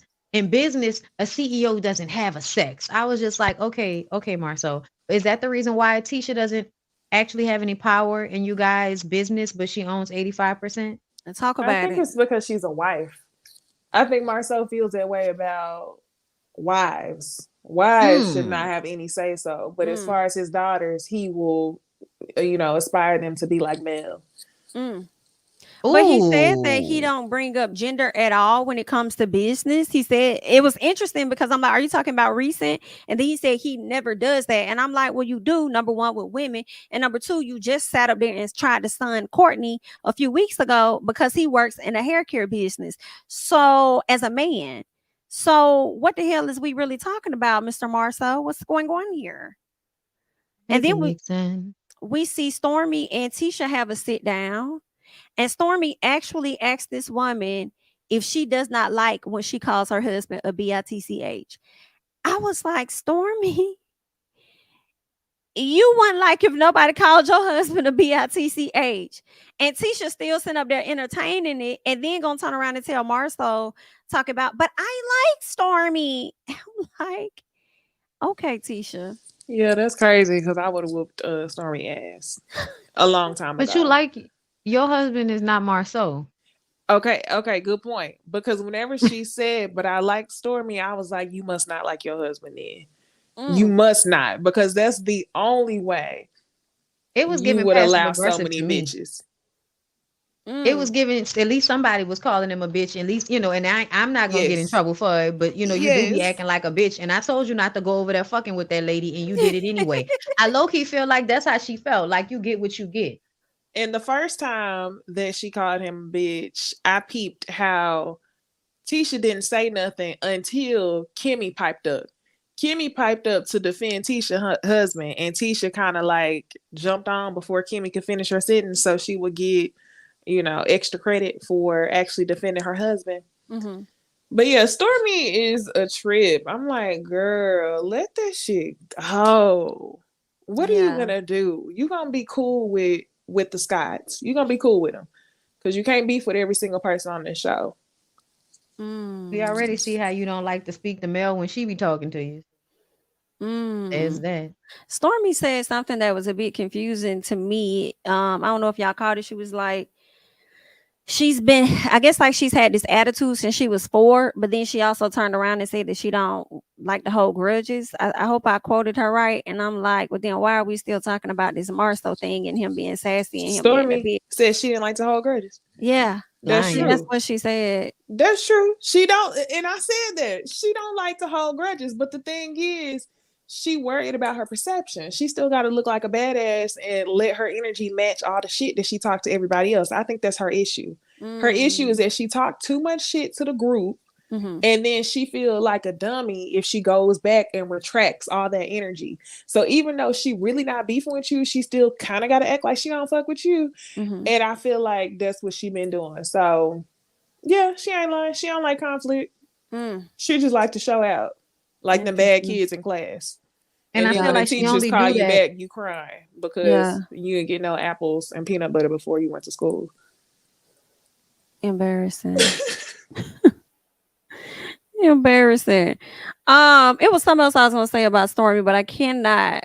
Oh, I was gonna say something like about the Marceau thing. Like, I wonder if she continues to ride Marceau a bit because she knows that a lot of the audience don't care for Marceau like that, and maybe she probably thought it would win the audience over a bit, but it's actually not necessarily helping. So just reevaluate that. Let's let that go. Kimmy. Kimmy's still over here talking about her sex life. I don't understand why when Kimmy gets on the screen with Architect Woman, I cannot think of her first name, but I know she's an architect. I don't like their scenes. I don't like their scenes because I feel like Love and Marriage Huntsville waste their damn time on footage. And they typically put her scenes there, like last year when they had to sit down at the restaurant. That's when they ain't got shit else going on in the episode. So now you're forcing us to hear about Kimmy's sex life that does not exist. And Andrea, thank y'all. That does not exist, and she's still trying to get it back. And it was just like, it was just irritating. I was like, girl, don't nobody care. Like, let's move on. We also learned that Kimmy and Maurice been dealing with marital issues even before they was married because his ass don't like to listen, but she still married him anyway because that's just how she is. So now she's open to having some type of sex therapy, but high key, she don't think that's gonna work because she know he ain't gonna listen for real. He gonna act like he listening and then he gonna get back to doing whatever he been doing, like the Scots always do. What did y'all think about that sit down and her wanting to get therapy? And Kimmy got her clown mask on like she always do. I hate it for her. I really do. And Jamie, to your point, how you know that the episode wasn't gonna give shit, we spent too long talking about the sex scene again. And then we spent too long watching Tisha and Marceau record this commercial. Ooh. Probably 10 minutes of the show. Yes. I was just like, I can't. Kimmy, I don't know what else to tell you. I really don't. It's just, I don't have anything else to say. I don't want to go bad on her again. I've given her enough.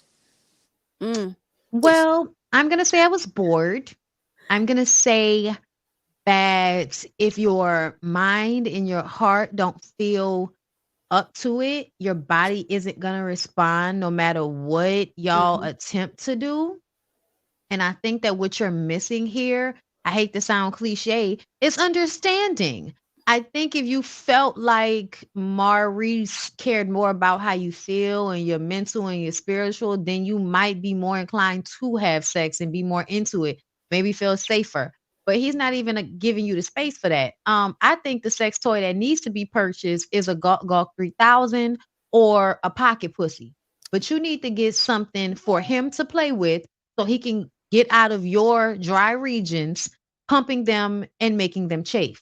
Because we all know what happens when you're not getting wet and you continue to pump. I know y'all probably got a lifetime supply of KY jelly, but oh my God, it's giving torture. I had to look up that Gawk Gawk 3000. I didn't know what that was. I don't be knowing what that commercials is. on Instagram. I don't be knowing what that is. Yeah. I mean, I'm like, oh, I've seen it before though. I've seen it before. I just didn't know what it was called. So I'm like, oh, that's what he needs.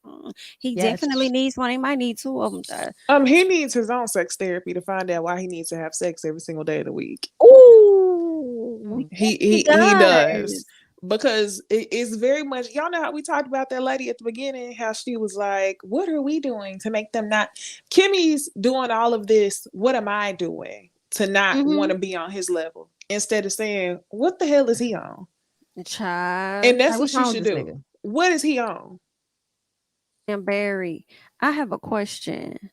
Did y'all see the video of Nell and Tisha and them dancing and all of that? No. Did you send it to us? No, I didn't. I think I saw it on Facebook, but I was over on her Instagram trying to see if I could find the video. But like Tisha was behind Nell and Nell was popping it all the way down to the ground and stuff like that. And Tisha was like, all behind her or whatever the case is. I think I may have a video, but not that video. I think this video might be of just Nell. But anywho, it just made me question where Nell's friendship is with Melody. Because once you get cool with the other folks, Mel ain't fucking with you like that. And she has been really hanging out with Destiny, and she's been hanging out with Tisha. So I'm like, Nell. With Destiny. Destiny, yeah. With Destiny too. Yes, girl. Let me see if I can share a piece of the screen. Yeah, let's see that. Let me see if I can share a piece. Give me a second. Yeah, hold on. I need you to stop. Do you see the eyebrows in this picture to the far right? This one? I do. Very boxy. And what did I tell y'all? It's giving. I want to get in where I fit in. Okay? Ooh. I want to be put on. You cannot trust nobody with the boxy eyebrows. You cannot. I told y'all about Nell. She just made me hungry. I don't know if it's gonna be in this video or not, but Nell, baby, she was over there getting it down. But of course, Tisha is there. Tisha and Destiny were there too. I think Destiny may have like posted like pictures of them, but there was like an actual video that I have not seen. But there was I've seen it, but I haven't seen it on Instagram. But there was an actual video of Destiny that was like, her and old girl was like dancing down to the ground. Hold on, let me see. Is it on Destiny's thing? No, it's not. But like you see them here together. Yeah, that was Tisha, huh? That was Tisha. I saw them on the yacht too. Oh, there it is. Yeah, yeah, that's right. You're right. This it right here. Is that Kiki? Who in the red dress? No, that's Nell and Tisha. That's Nell and Tisha. Getting it down I ain't to gonna the say ground. nothing, but y'all know what I'm thinking. No, go ahead and say it, because I go ahead and say it so I can throw up.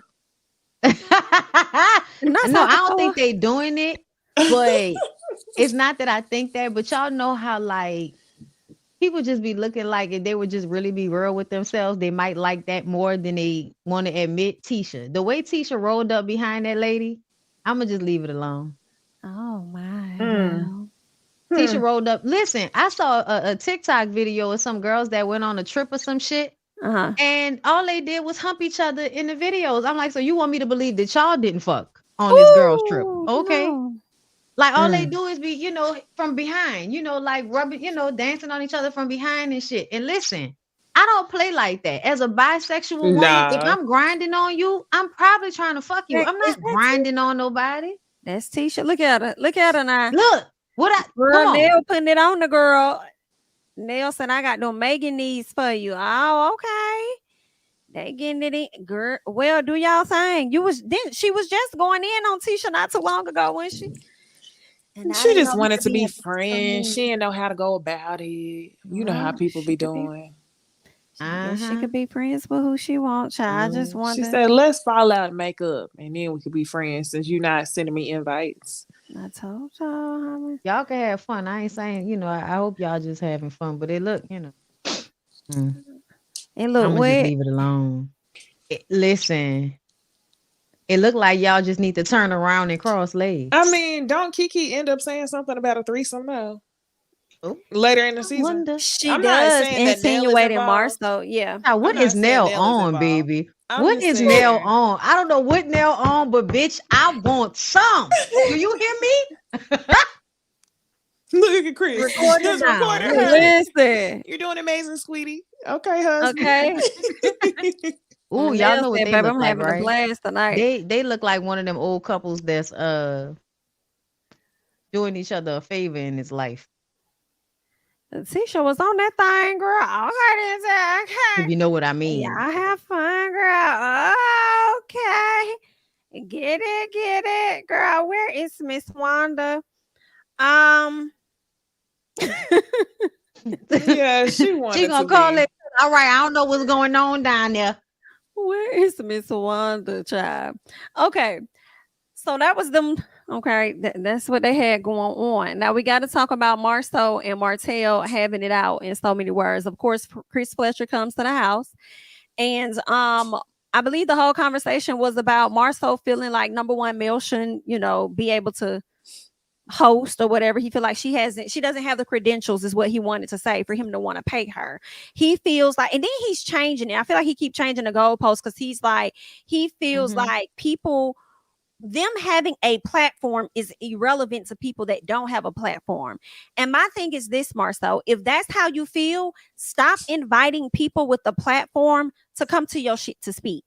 If you think that is not going to be valued by people that don't have one, go find a Himself person that's included. successful without one. Exactly. So he and Martell going back and forth. It come to find out, I believe Marceau saying he loaned Martell money. Martell saying that I put this business up here for you to put money in your pocket. I believe more what Martell was saying than I believe what Marceau was saying. I just feel like Really, you Marceau. do? Mhm, I do. I feel like he wouldn't have a lot of the shit that he got if it wasn't for Martell and Mel putting them on. I I believe the both do. of them. Mm. I believe the both of them. But what this thing told me, the reason why I kind of want to give Marceau a little more credit for what he was saying Mhm. in that scene is because I felt all along that Martell was just trying to attach himself to something great that Mel had done, which was put these people on. Yes, you were involved in that because y'all were the couple, so I guess y'all did it together. But his Mhm. need to attach himself to that's what this sit down was about. Didn't have nothing to do with Mel, had everything to do Mm. with y'all don't respect me on this show no more. So let me remind you of my highest point, which was when I was with Mel. However, that backfired on his ass. And then while I do believe what Martell is saying, I believe everything he's saying, I also think that there was moments that after he had put the Scots on, he needed their help. So he was sitting up there stuttering because I think Marceau actually hit a spot. So yeah, I mean, I guess he should have thought about that. But I honestly think that this was a situation where Martell's pride and need to feel important ended up shooting himself in the foot. And Marceau ended up sharing some stuff that he wasn't, ready to talk about. Ready to talk about, gotcha. I also think, I mean, did everybody catch the tea of it all? Basically, like Marceau was giving Martell money for the cheatation of it all. Like it almost seemed like y'all went into business with each other because Marceau and them really wanted, I think they wanted a construction or reservation, property reservation business just like Mel and Martell, but they didn't have the credit and they probably couldn't get the loan. So Mel and Martell made the business and did the skull thing with them and then made it Oh, so then that sold Marceau it. can buy them out. Right. So that then they just own it and then they can go back to owning Holt and Holt. That was the situation. The thing I feel like what Marceau was saying was that, nigga, you didn't do that for me out the kindness of your heart. You did that for me because I was hiding your secrets and I was helping fund your little side lifestyle. I was helping you with that shit. Mel did not know that. Mel thought she was doing something because, oh, we all friends and let's all work together, because she's all about that. But I think between Marceau and Martell, it was more of a, you gonna help me with this business that I want to do because I'm helping you with your mistress. Yeah, that explains. Since you said that, Bondy, I don't know why this like popped up into my head. That explains why Marceau met Mel in that parking lot after she found out about Yes. Ariane. He was Yes. doing his job. He was doing what he had always done, which was to try to extinguish those situations. And I'm wondering if he was checking in with Mel to see if Mel knew anything about him. because if she knew about Martell, it could have been possible that whatever Marcel was doing also came out at the same time, since we know that they was doing whatever they was doing together, allegedly them having that apartment together and all of that. I mean, even Maurice said they had an apartment together. So there's that. Damn. I didn't even think about it like that. Well, yeah, two fools. Y'all got too much on each other. So who gonna speak first? Nobody. Martell just want to feel respected. People feel like Tisha knew and Tisha helped too, and that's the reason why Mel stopped fucking with Tisha, because it was like, you know, bitch, you knew, and she might have known per pillow talk, because Marceau gives me the type to give her slight heads up, so she wouldn't be caught off guard, especially before they came on the show. Now after the show, I don't know. But before the show, is given that he might have told Tisha what was going on so that Tisha would help them hide shit from Mel. Because, you know, he got control of Tisha. So it's a different dynamic than what Martell got going on with Mel. That wouldn't have worked on Mel. I don't know. Because now I'm thinking about it. I feel like whatever Martell was doing, Marceau wasn't too far-fetched from doing it himself. So would he have really told Tisha? Because then it would have probably exposed a bit of himself too. Tisha wants to live in delusion. I think that he feels like if he would have talked about Martell, pillow talk, like, man, can you believe this shit? Nah, I would never. If they talk like that, he's already training her to put earbuds in when people do come to her with that.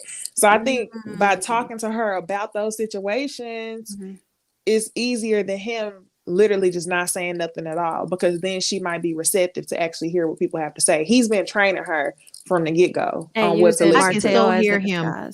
You have to realize, Tisha, okay, who you're married to, Tisha. I would never be so sloppy with it. And it's not because, oh, no, I love you. No, it's not because of that. Okay. It's just because I'm not that type of man. Okay. That would make me look bad. Exactly. That would make me look a bad father. And that's not, like, I can hear him running it already. Like, yeah, that's exactly how he tried to break it down when he about to manipulate you, child. Oh, hate to hear it. Patty cake. Like, nigga is elementary as fuck at this point. Anything else on Love and Marriage Huntsville? I feel like it was another dry episode, like Loving Hip Hop. Kiki. Oh, Kiki. Yes, Kiki. Forgot about Kiki. Kiki is too late. Yeah, we don't care now. You should have said something at that big family picnic that y'all had with Wanda's nasty baked potatoes. Y'all should have said some shit then. Y'all, it's too late now. That girl showed up and said, and why would I be so cowardice to hide my face? And I said, I don't know, maybe because you were seen in the Home Depot stealing people's stuff. Exactly. Like now I would have showed up. You know, I would have showed up. I would have never had. I was gonna be there. I would have been there. Allegedly, I hate the way she always act like she tweaking like that, and I hate that because I know that that's probably not even like she probably not on nothing. But once you done been on that shit fuck up your nervous system. So you be having to like move and talk fast. You know, you just don't have like a real gauge of yourself. I think she just got anxiety. I think because in previous seasons, I don't remember her acting like this. I think that she is anxious as fuck, but trying to act like tripping. What would I be tripping for? Girl, you know. Yeah. Mind your business. That's all. Just mind your business. Yeah, she be talking. Listen, it's giving glitch. Somebody said they discredited Gwen. Gwen said they discredited Kiki so she wouldn't be believed. Mission accomplished. Listen, I still believe what she said. I still believe whatever she said. It just always seemed like she ain't all there. She all the way. Yeah, it's kind of like too late. And how the storyline is flowing, it just seems like she's only saying it to get back at Tisha for not showing up at the hospital type thing. Whereas it would have been better if you would have just dropped a bomb at the reunion when we wanted it the last time. You know, a matter of fact, when you should have dropped it at that family reunion or whatever. And Marceau was like, I dare you to say it. I dare you to say it. That's when you should have dropped it. High key. But now you done drug us a long time. So we then came to us talking about a damn text message. Yikes. We hate to hear it, Kiki girl. We wish you the best though, honey. Looking forward to seeing you splash Tisha in the face with that water. Girl, Tisha gonna be too mad. I I low key get mad every time I see the scene. I get mad on Tisha's behalf that she threw that water in her face because that shit is so unnecessary. Like, it would have hurt her more if you came on the show and actually spilled her tea. Like, you splat. I can't wait till we get to that scene because to me it was giving jealousy. Like, once we get to the episode, you splashed her in the face because you were upset. You are jealous. I just don't understand why you would do that. So no, get her gone. I don't care. She ain't giving nothing. She ain't spilling no tea. I'm done. Your 15 minutes is up. That's why that whole talking about the threesome is gonna fall flat on top of that slinging of the water, because it all just seems like you just trying to throw stuff against the wall now because your cousin didn't show up and support you how you may have wanted her to when you've been showing up for her, for the first part of the season or whatever. So I don't know, Kiki girl, we gonna see how this play out, but I'm damn sure looking forward to your husband ready to run up on Mars. So I want to see what kind of energy that's going to be giving. Okay. Anything else on these people? Great. Let's go ahead and get into a gossip chat.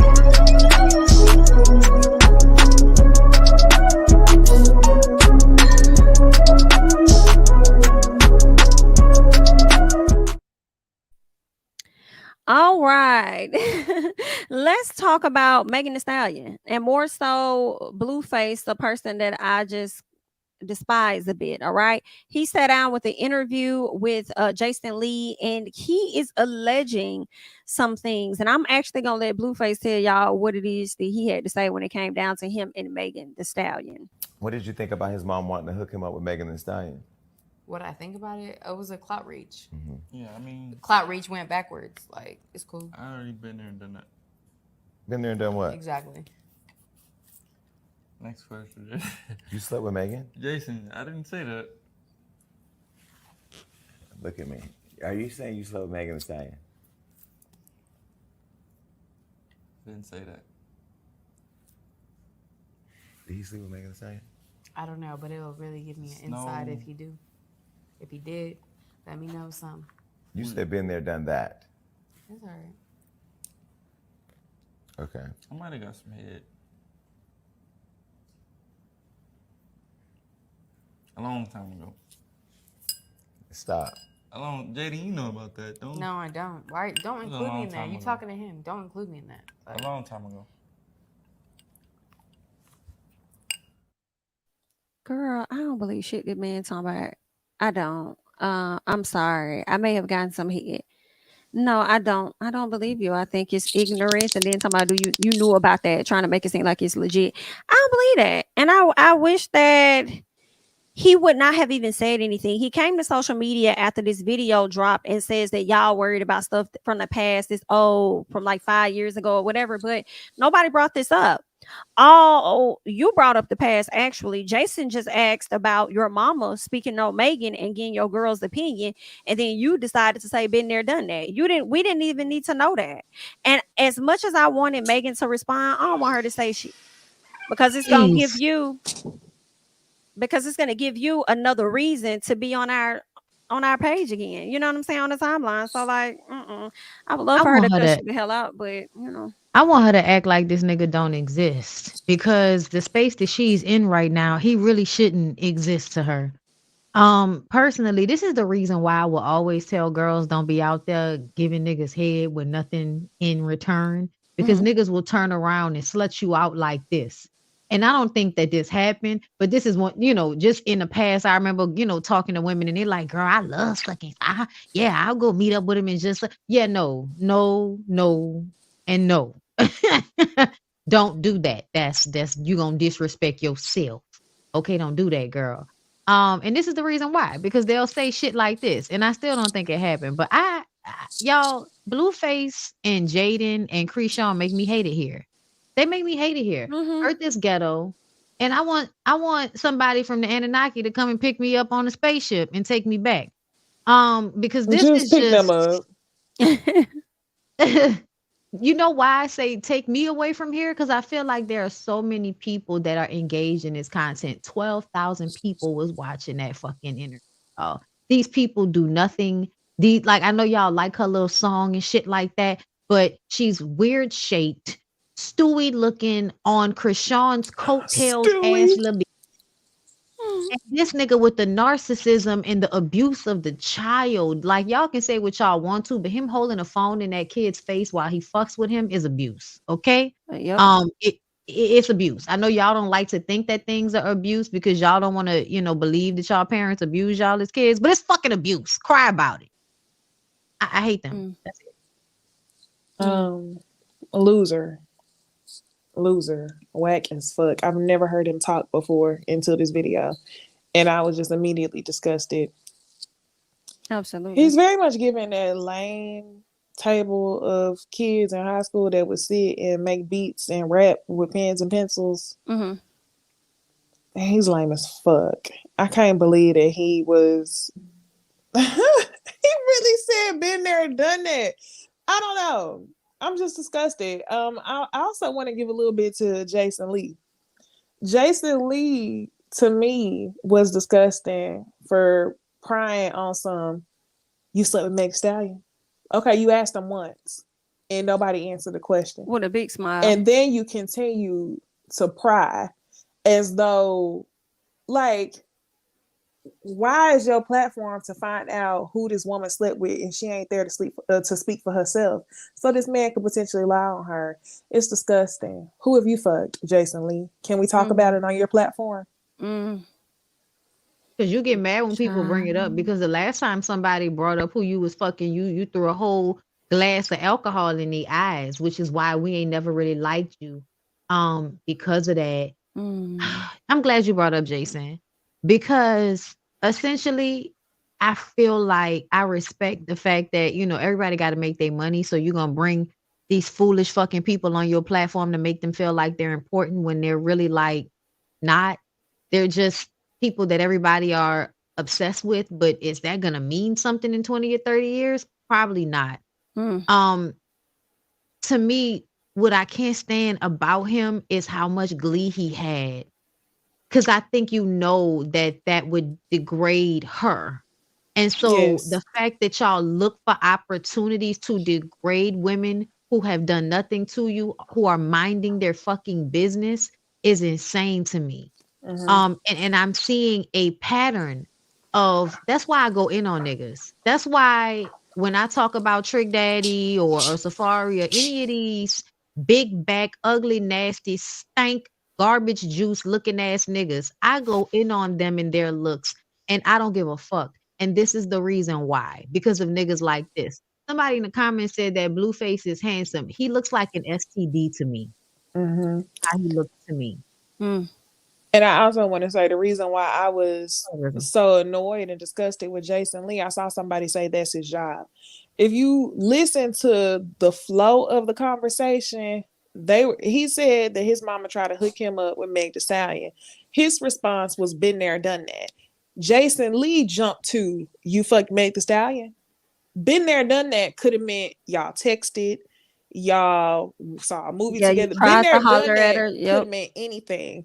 But because you don't respect Meg Thee Stallion, you immediately jump to, "Did you fuck her?" That's the issue for me. What that remind y'all of? The Umar and Jada situation. And we shall get into it. Yeah. It's the lack of respect for me. Is there anything else on these people? Okay. Well, let's get into real quick the Scrappies. Okay. It seems like Scrappy has been hanging out more and more with his baby mama, Erica Dixon, since he and DeBam have divorced, probably likely before the divorce was finalized. So they were hanging out for her birthday, and a lot of people have had things to say about them getting back together and reconnecting. But this is what Erica actually has to say about it. Me and Money's father are cool. We are family. We're in a good space. Some of y'all be some weirdos. Like, I'm big on accountability moving forward. I ultimately have to have a relationship, deal with him forever because, thank you, baby, we do share a child. E-Money's going to get married one day, have kids. gonna share a grandchild. Like, we just gonna forever be family. I mean, some people get it, some people don't. And I think we just both at a place where we just want peace.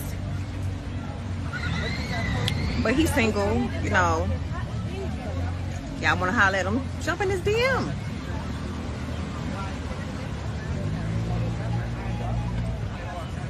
Anybody want a shot? Shot o'clock. I do. I want a shot.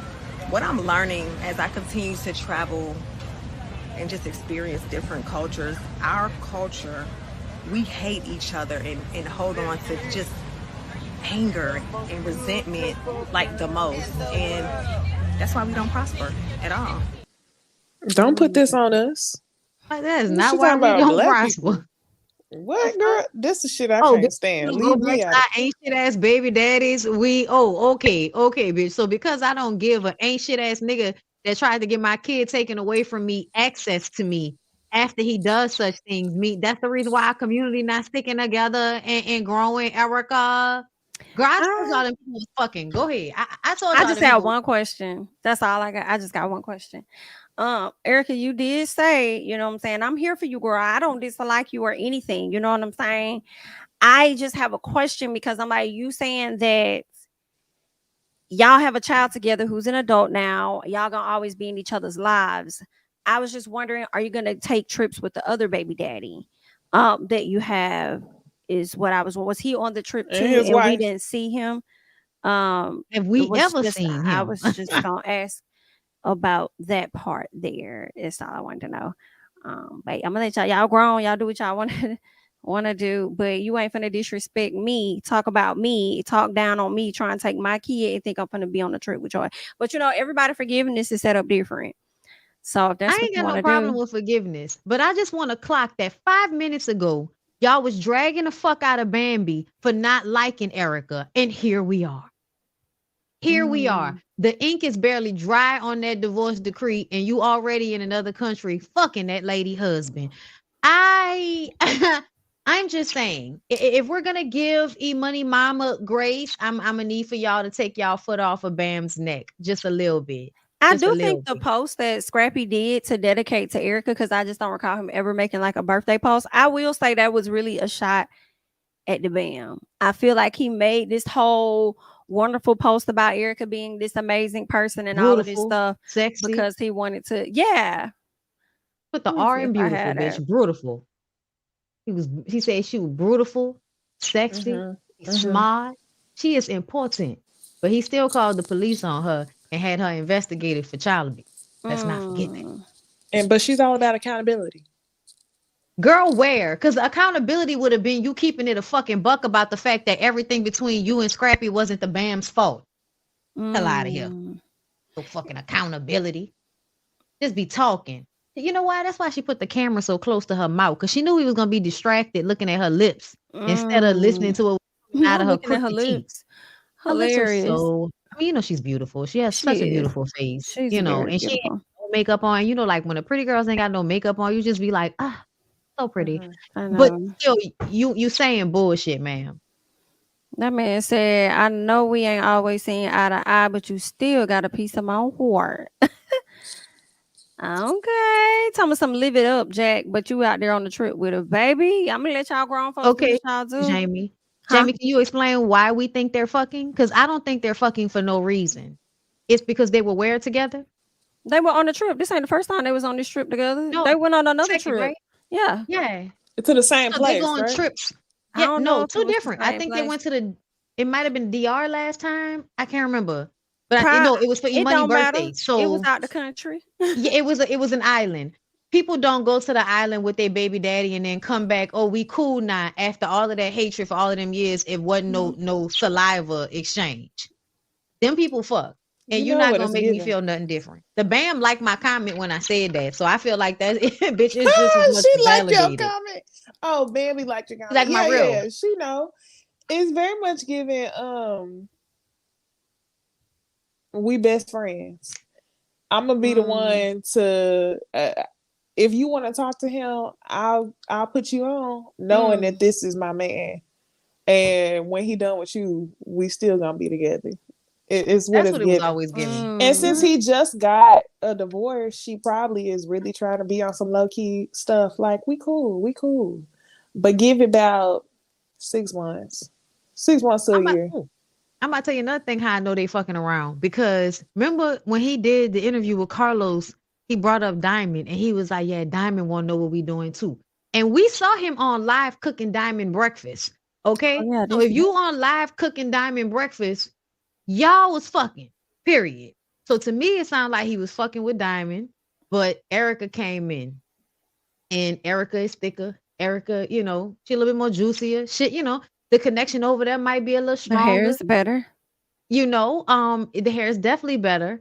Okay. It is giving Diamond lost is what it's giving, but nobody wants to solidify what's going on. And I think they might have unfollowed each other. I think somebody told me that, but I'm not exactly sure if that's true or not.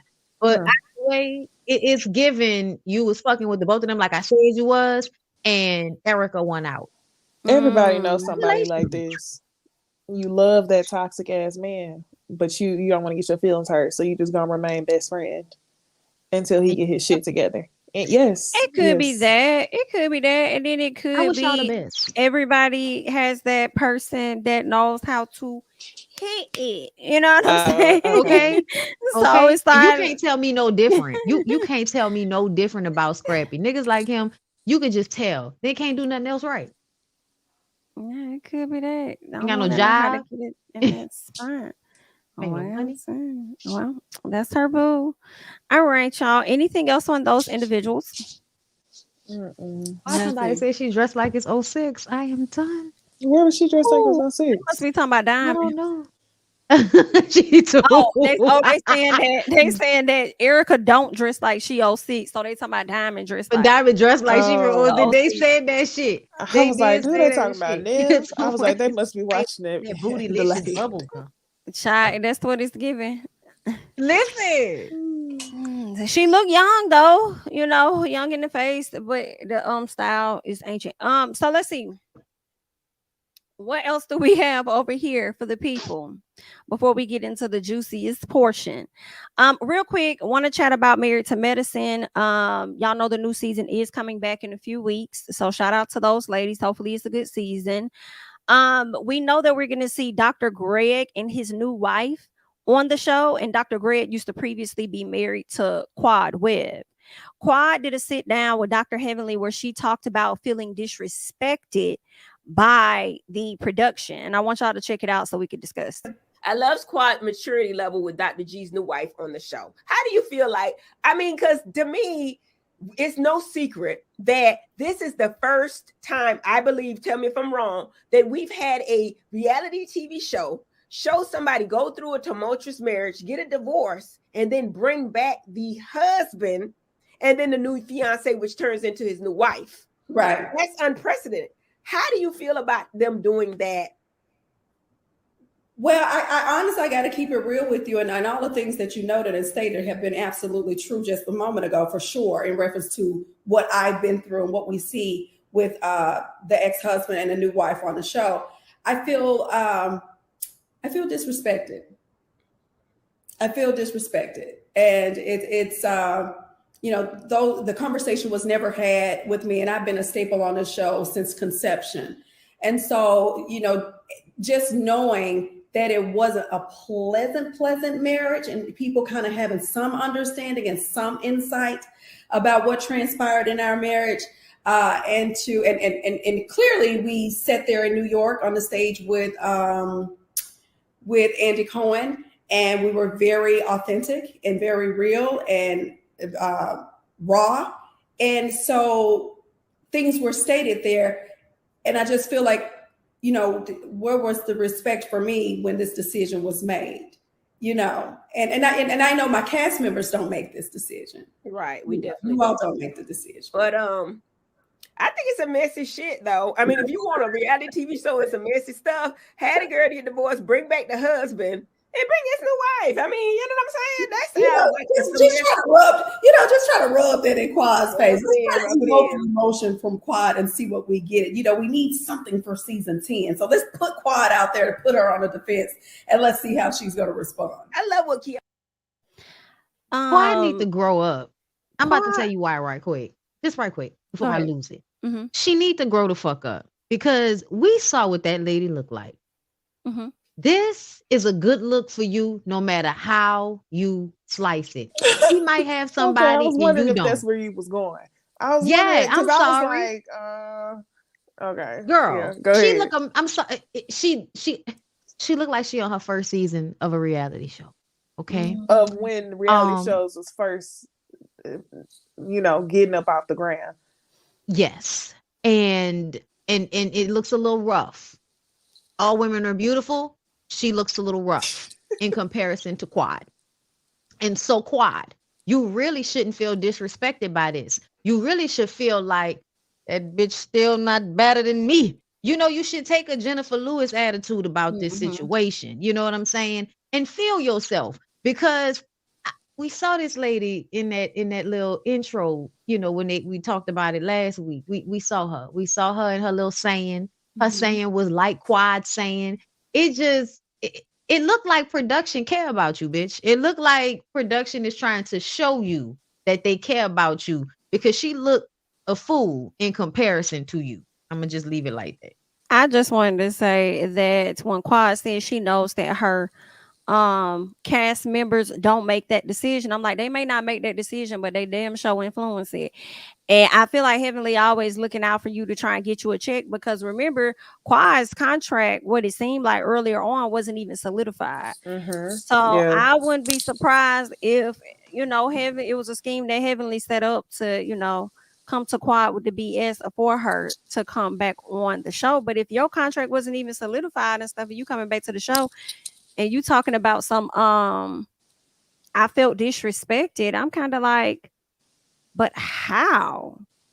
But how? I mean, I hate to say that you're not married to medicine, my love, but you're not. And I know a lot of times we compare this show to other housewife shows where other people aren't housewives, but majority, if not all of the cast members of Married to Medicine, they have stuck to the script of making sure every single person is indeed married. They don't follow the script with the other shows, and that's just on them. Quad is the only one that I've seen to really be able to Phaedra, skate through the cracks. Yeah, and now Phaedra. But before that, I mean, Quad was the only one to skate through the cracks because of her history. But I feel like if anybody should feel disrespected, it should be Miss Mariah, because that's sad that you created a show and then you ain't even on it no more. And they use you in the trailer. Hello. But it's all good. Quad, get your check, girl. Get your check, let it be what it's gonna be. You ain't gotta get them too much of a reaction. I mean, I understand her feeling a little bit disrespected, but I don't think it's that big of a deal. Only because if you in a work, I understand her being disrespected by the people who run the show in the background, not knowing anything about it. Like, you probably trust some of these people to a certain degree. Nobody gave you the heads up. Nobody told you nothing. But at the end of the day, you still return. So it really didn't make a difference. You was gonna come on the show and make your check. Oh, wait. Which one is the wife? Is it not this one that's on She on this the right side? With the blue jeans? Yeah. Yeah, that's what I thought. Okay, yeah, that's what I thought. What you said was accurate. Okay, thank you. Yeah. She looks real gorgeous, but there's a shine that Quad has at this point in the game. Yeah. So there's no need to feel, any type of way about this woman is what the point is. And she got the same black man you had, bitch. Just because she's, better equipped to deal with him don't mean that he's not the same nigga. So there's no need. The only thing they gonna throw in her face is that the girl is so much younger. That's the only thing that they gonna throw in her face. How old is she? Well, I just know she's younger than. I feel like she's younger than her. She's how many years younger I than feel Dr. like she's G? probably in her late 20s. I think it's like 15 years, 18 years, something like that, younger than Dr. G. It's not a little bit. That I feel like explains she everything. celebrated a birthday not too long ago, because she do got a twin. Girl, that explains everything. So so she has to be younger than Quad. Not to say that Quad is the same age as Dr. G, but they gonna keep talking about how young she is. Yes, this is when y'all got to understand that there's a difference between filters and video. So she's about to be 31, it looks like. Okay, because everybody else saying she 32, she 35. Well, I don't know unless I got my weeks wrong. This was posted 53 weeks ago. So yeah, when it was 30. 53 weeks ago. So she's 31 now. 31. Yeah. She just turned 31. That's still young to be married to a man that's closer to his 50s. But you know, do your thing, young girl. I'm sure he takes great care of her, but it's definitely probably the reason why it's easier for her to deal with him than it is for Quad at this point. Oh yeah, I think she might be 32. She turned 30 in 2021. 30. Oh, okay. Yeah, I had to They look still at the been date. together for, you know, it still can, you know what it is, y'all. Y'all know you want your old sugar daddy that's gonna take good care of you, girl. Okay, your little sugar daddy. You gonna show him how to be appreciated. I mean, they look Okay, like they because go together. Quads didn't know. They do. They go together. Yeah. Congratulations. Hey, I didn't say she was bad looking. I think she's a beautiful girl. I just think there's a difference between filters on Instagram and what people look like on camera. And it's a difference between her and Quad. Quad should honestly be friends with the girl. She really should. Yeah. Empower her. There shouldn't be no beef. Yeah, not for somebody that you felt just wasn't that great to you as a mate. It's She really nothing to graduated feel in no way about. 1992. Yeah, she looks. I graduated high school. What? She was 1992. I'm looking forward to finding out about how they met. No, the note I read it wrong. Oh. Yeah, I'm looking forward to finding out more about how they met each other because I'm like, how did y'all cross paths? What did that look like? What was that? She looked like somebody that might come from something, you know what I'm saying? Or might have a little something. You get in the right circles with older, you know, distinguished men that, you know, want to be with happy-go-lucky girls who have no idea what they're in for. That's what it's giving. That's what it's giving them. So, you know, 31. That still ain't. At 35, I can tell you, you still ain't figured out most shit at 31. All right. Good luck, girl. Anything else on Quad, Married to Medicine? Anything? Good luck. Good luck. As we speak on luck, this person hasn't been as fortunate, okay? Because one thing about it, social media has been enjoying dragging her without getting the full scope of everything. They want her to shut up. They want her to stop talking, but obviously a book is out, so that's what she's going to do. She's going to promote that. If you check out the interviews in the book, maybe it will help frame your mind. Hello, and you won't be taking sound bites and just putting shit in comments because you want to be a part of the masses and the things that they have to say. There were a lot of her, I guess you would say, colleagues, but not really, because would y'all really ever be in her space like that? But anyway, there were quite a few celebs, I suppose, public figures that had some things to say about Jada Pinkett Smith speaking on her life, her experiences with her husband, and her best friend, Tupac. Okay, so let's go ahead and check out what a lot of these people had to say. You know, at a certain point, you have to say, enough is enough. Ma'am, stop talking. Leave us out of it. Everything I know about this people's relationship, I have learned against my will. I'm so tired of knowing these people's business. I's tired, boss. I's tired. Leave me out of it. Please, enough is enough.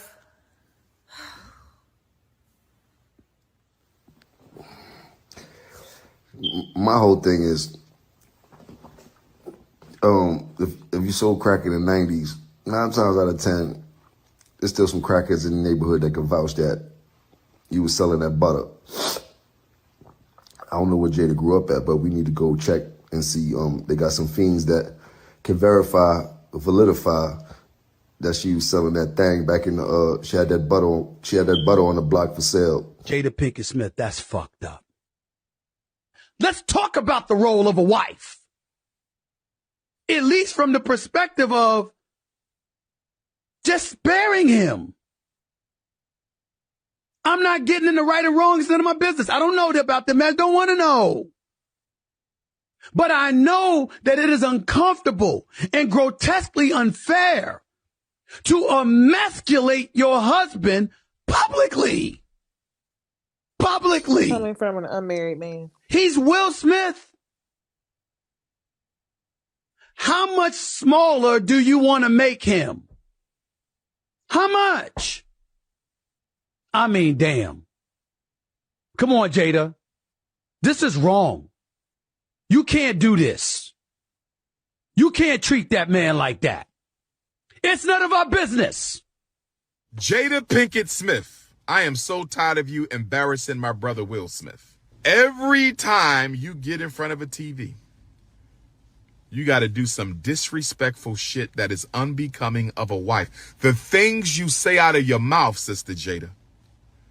The things you say out of your mouth, Sister Jada Pinkett Smith, I don't think they need to be said. Now you turning around telling the world that Chris Rock wanted to clap your flat ass cheeks. First of all, Jada, no disrespect because you're a beautiful woman in the face. But you ain't got no body. You ain't 5'5", thick in the thighs by no stretch of any man's imagination. Now, if Chris Rock told you he wanted to clap your cheeks, what did you do in response to Chris Rock asking to clap your cheeks? Why did Chris Rock feel so comfortable to ask you if he could clap your cheeks? See, I do not think Chris Rock asked Jada if he could clap those flat cheeks of hers. I don't think he did. But why announce that to the world? Why stir up this conflict again between a man you claim you love and his nemesis? You got on TV and told the world sitting next to your husband that you had sex with your son's friend. Why did you feel the need to go on national television, sitting next to your son, next to your husband, and tell the world you slept with your son's friend? And that's not enough. Now you telling everybody that Tupac proposed to you while he was in prison. I'm kind of getting the feeling, Sister Jada, that you want Will to divorce you, but you don't want to ask for the divorce. You need it to be initiated by Will because you know how much people would have a problem with you running off with half of that black man's fortune that you did not help build. And outspoken since I met you. Never afraid to say what you want to say and how you want to say it. I remember there was a moment you were being transparent about your relationship, and I was just curious if you had any thoughts on how this Jada Pinkett Smith thing is unraveling before our eyes. That's not my business. Give me 5, Monique. That's mind your own. Thank you. And who cares? me giving my opinion is not, it doesn't matter.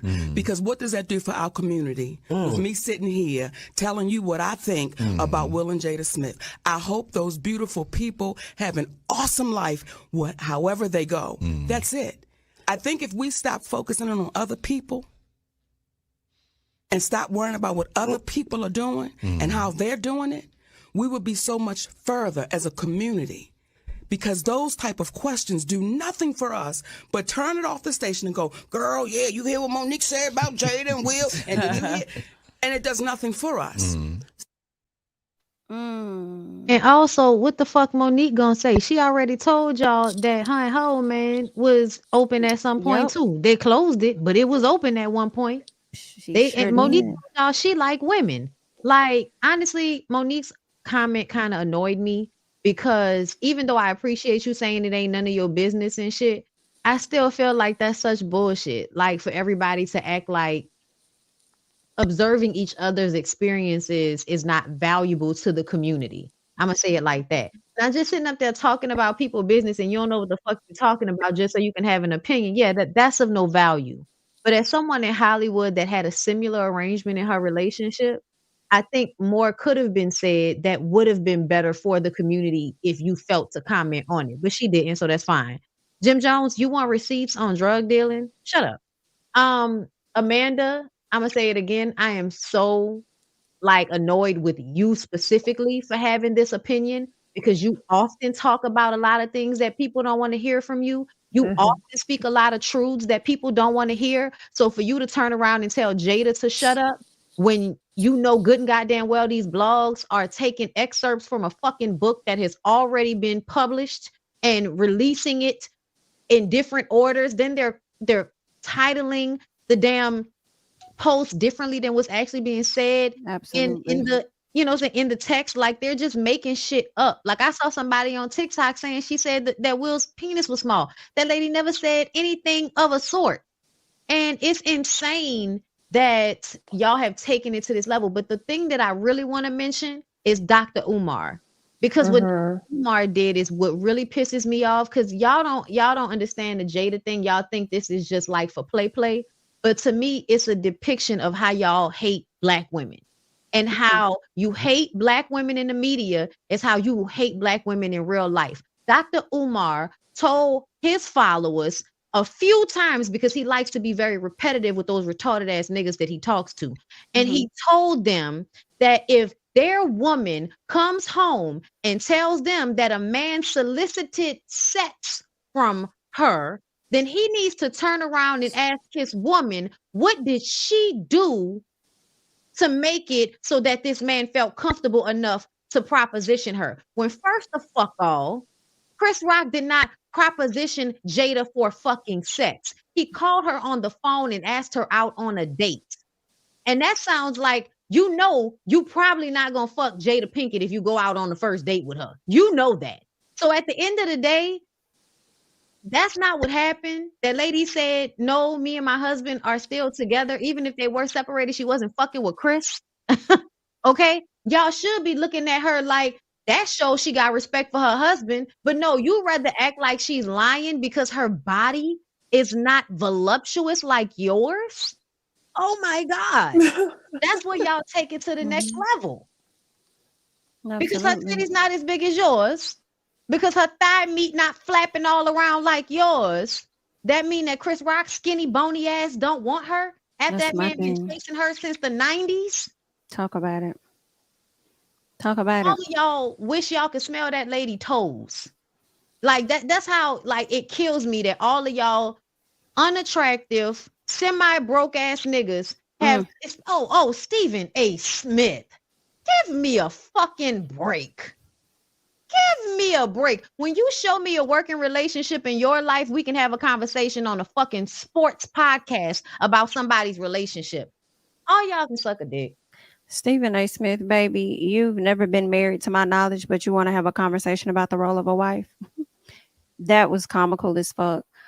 Definitely didn't want to hear you, especially when you spend most of your time talking about sports. I think you should stick to that arena. We're not interested in hearing your opinion about this. And then it was given loud and wrong because you didn't have a lot of context. You just had a headline and then you just ran with it. And we hate to see it. And you talking about sparing Will when Will has actually been complicit and content with everything going on within his marriage for all of these years. But you over here talking about spare him. Meanwhile, Will probably watching your video asking you to spare him because you don't know what the fuck is really going on. So there's that. Jim Jones, baby, who the fuck do you think that you are that somebody needs to validate with you that they sold drugs in the past? Who the hell? Like, what the fuck? Like, that's like, we always hear about women that have actually done time for being like head bitchs in the drug game. So why would it be so far-fetched? And what is your image? Because that was my biggest thing, especially with me, you know, listening to her book and stuff.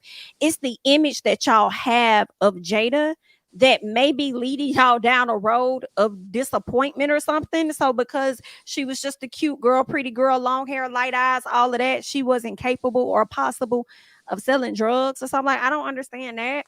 But okay, Amanda, baby, you were killing me because it was really disappointing. You typically go against the grain, in my opinion, but in this moment, I felt like you tried so hard to fit into the outrage of what the fuck everybody else was doing. And it actually, to me, was it wasn't a compliment to you at all. You looked and sounded crazy as fuck. Who else? Dr. Umar. Yeah. I'm with Bondy because that's exactly what happened. You didn't even have all the context. Like that man never propositioned that woman for no sex, and just because a woman ain't got no butt, or even if a woman ain't got no breasts, and she just, even if a woman is shaped like Coi Leray, who's very small, you think that men not supposed to hit on her because she ain't got all of that stuff that some other women got? Like you sound like a fucking fool. I can't. I just, girl, they just was stupid. And then here's the biggest thing for me. A lot of people are sitting up here asking, why are you still talking? Jada, be quiet. Why? And my question for you is, why the fuck do you not have additional context? That's the biggest thing for me. Why are you just running with what the blogs are posting to get you to like and comment and say stupid shit? Why are you not going to think deeper than what you're thinking? This woman put out a autobiography of her fucking life. What do you mean? Why is she still talking? And in all honesty, she ain't even talking to y'all. She put this shit in her damn book. So that's why. The same thing that Will did not too long ago. So, girl, I can't take it, but we're going to let y'all stand on y'all mountains and yell while Will and Jada continue to be married until they decide that they don't want to be. Yikes. Okay. I think y'all summed it up. I mean, I agree with what both of y'all said. But for me, I think that the bigger issue, because coming off of last week, I was the person who reacted to the blogs and was like, I can't do this shit. I'm tired.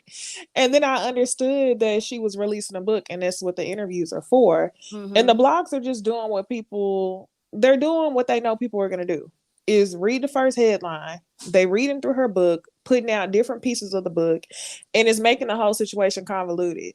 But what I think is funny is once you do get that additional context that you're talking about, reading the book, understanding what she's talking about, you notice that people are telling on themselves because these men are exposing themselves. Like, why is this headline triggering you to then talk about a woman in the way in which you are? You talking about her body, you talking about the role of a wife, you talking about how she's making him look bad and how she's supposed to uphold the black man, because that's what we all supposed to do, right?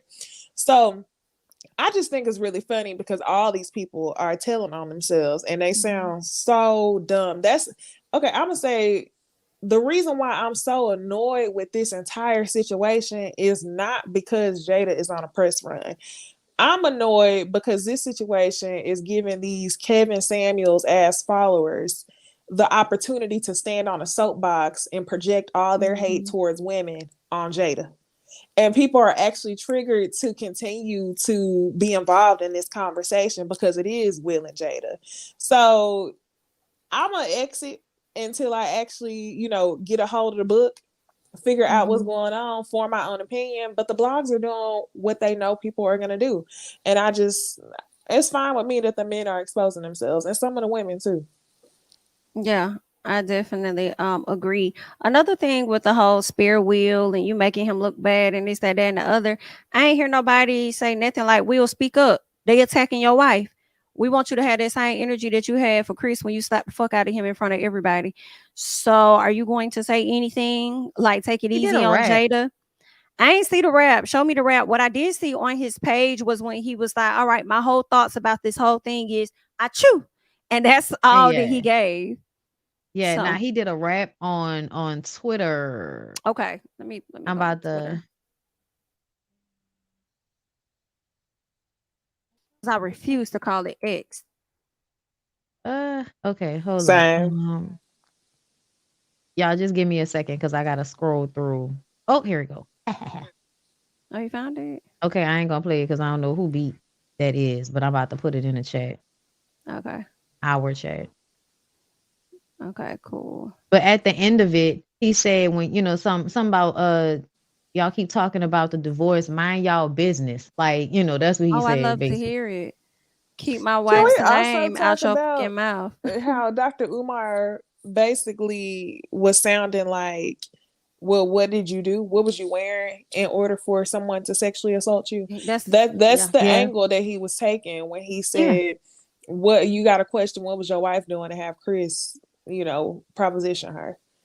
That's And I want y'all to problematic as take it fuck. deeper. Yeah. Think about the man that's listening to Dr. Umar in his fucking car, angry coming home from his job, and he gonna go home to his old lady with this fucking energy. Like, I'm just saying, like, think about the stupid ass men who hear this shit, who Dr. Umar emboldens, and the women that are gonna have to deal with that energy from some fucking man about some insecurity because Dr. Umar said you need to be questioning your woman and somebody wants to have sex with her. That is insane. Yeah, Women are women. People want to have sex with us no matter what we do. Or It is where or insane for say. y'all. It doesn't even matter. It doesn't even matter. And it's, yes, it is very much is giving grape juice culture. And I'm so tired of it, y'all. I'm so tired of people perpetuating it.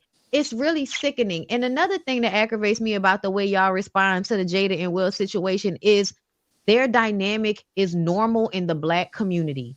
People fight and fuck. They break up, they get back together. They break up, they get back together. They might even have a break baby here or there. Now, I don't think they had no break babies, but they was in relationships with people when they were not together. People would think that somebody was cheating, but really, Will probably would come to Jada and be like, I want to fuck my co-star. And then Jada would be like, okay, nigga, so I guess we're not about to be together right now. And then he will fuck his co-star. And then we'll fight. And then eventually we'll get back together. You know what I'm saying? Like, it is given they were going back and forth for a long time and then ultimately decided, you know what?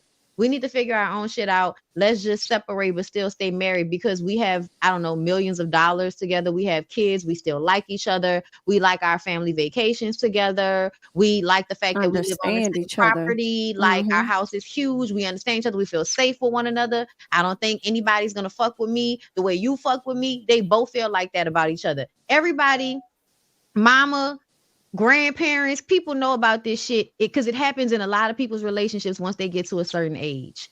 Yeah. So, I mean, I've said before, my grandparents didn't sleep in the same room by the time I came along. Okay. And obviously they had been fucking, they had like 5 kids. Okay.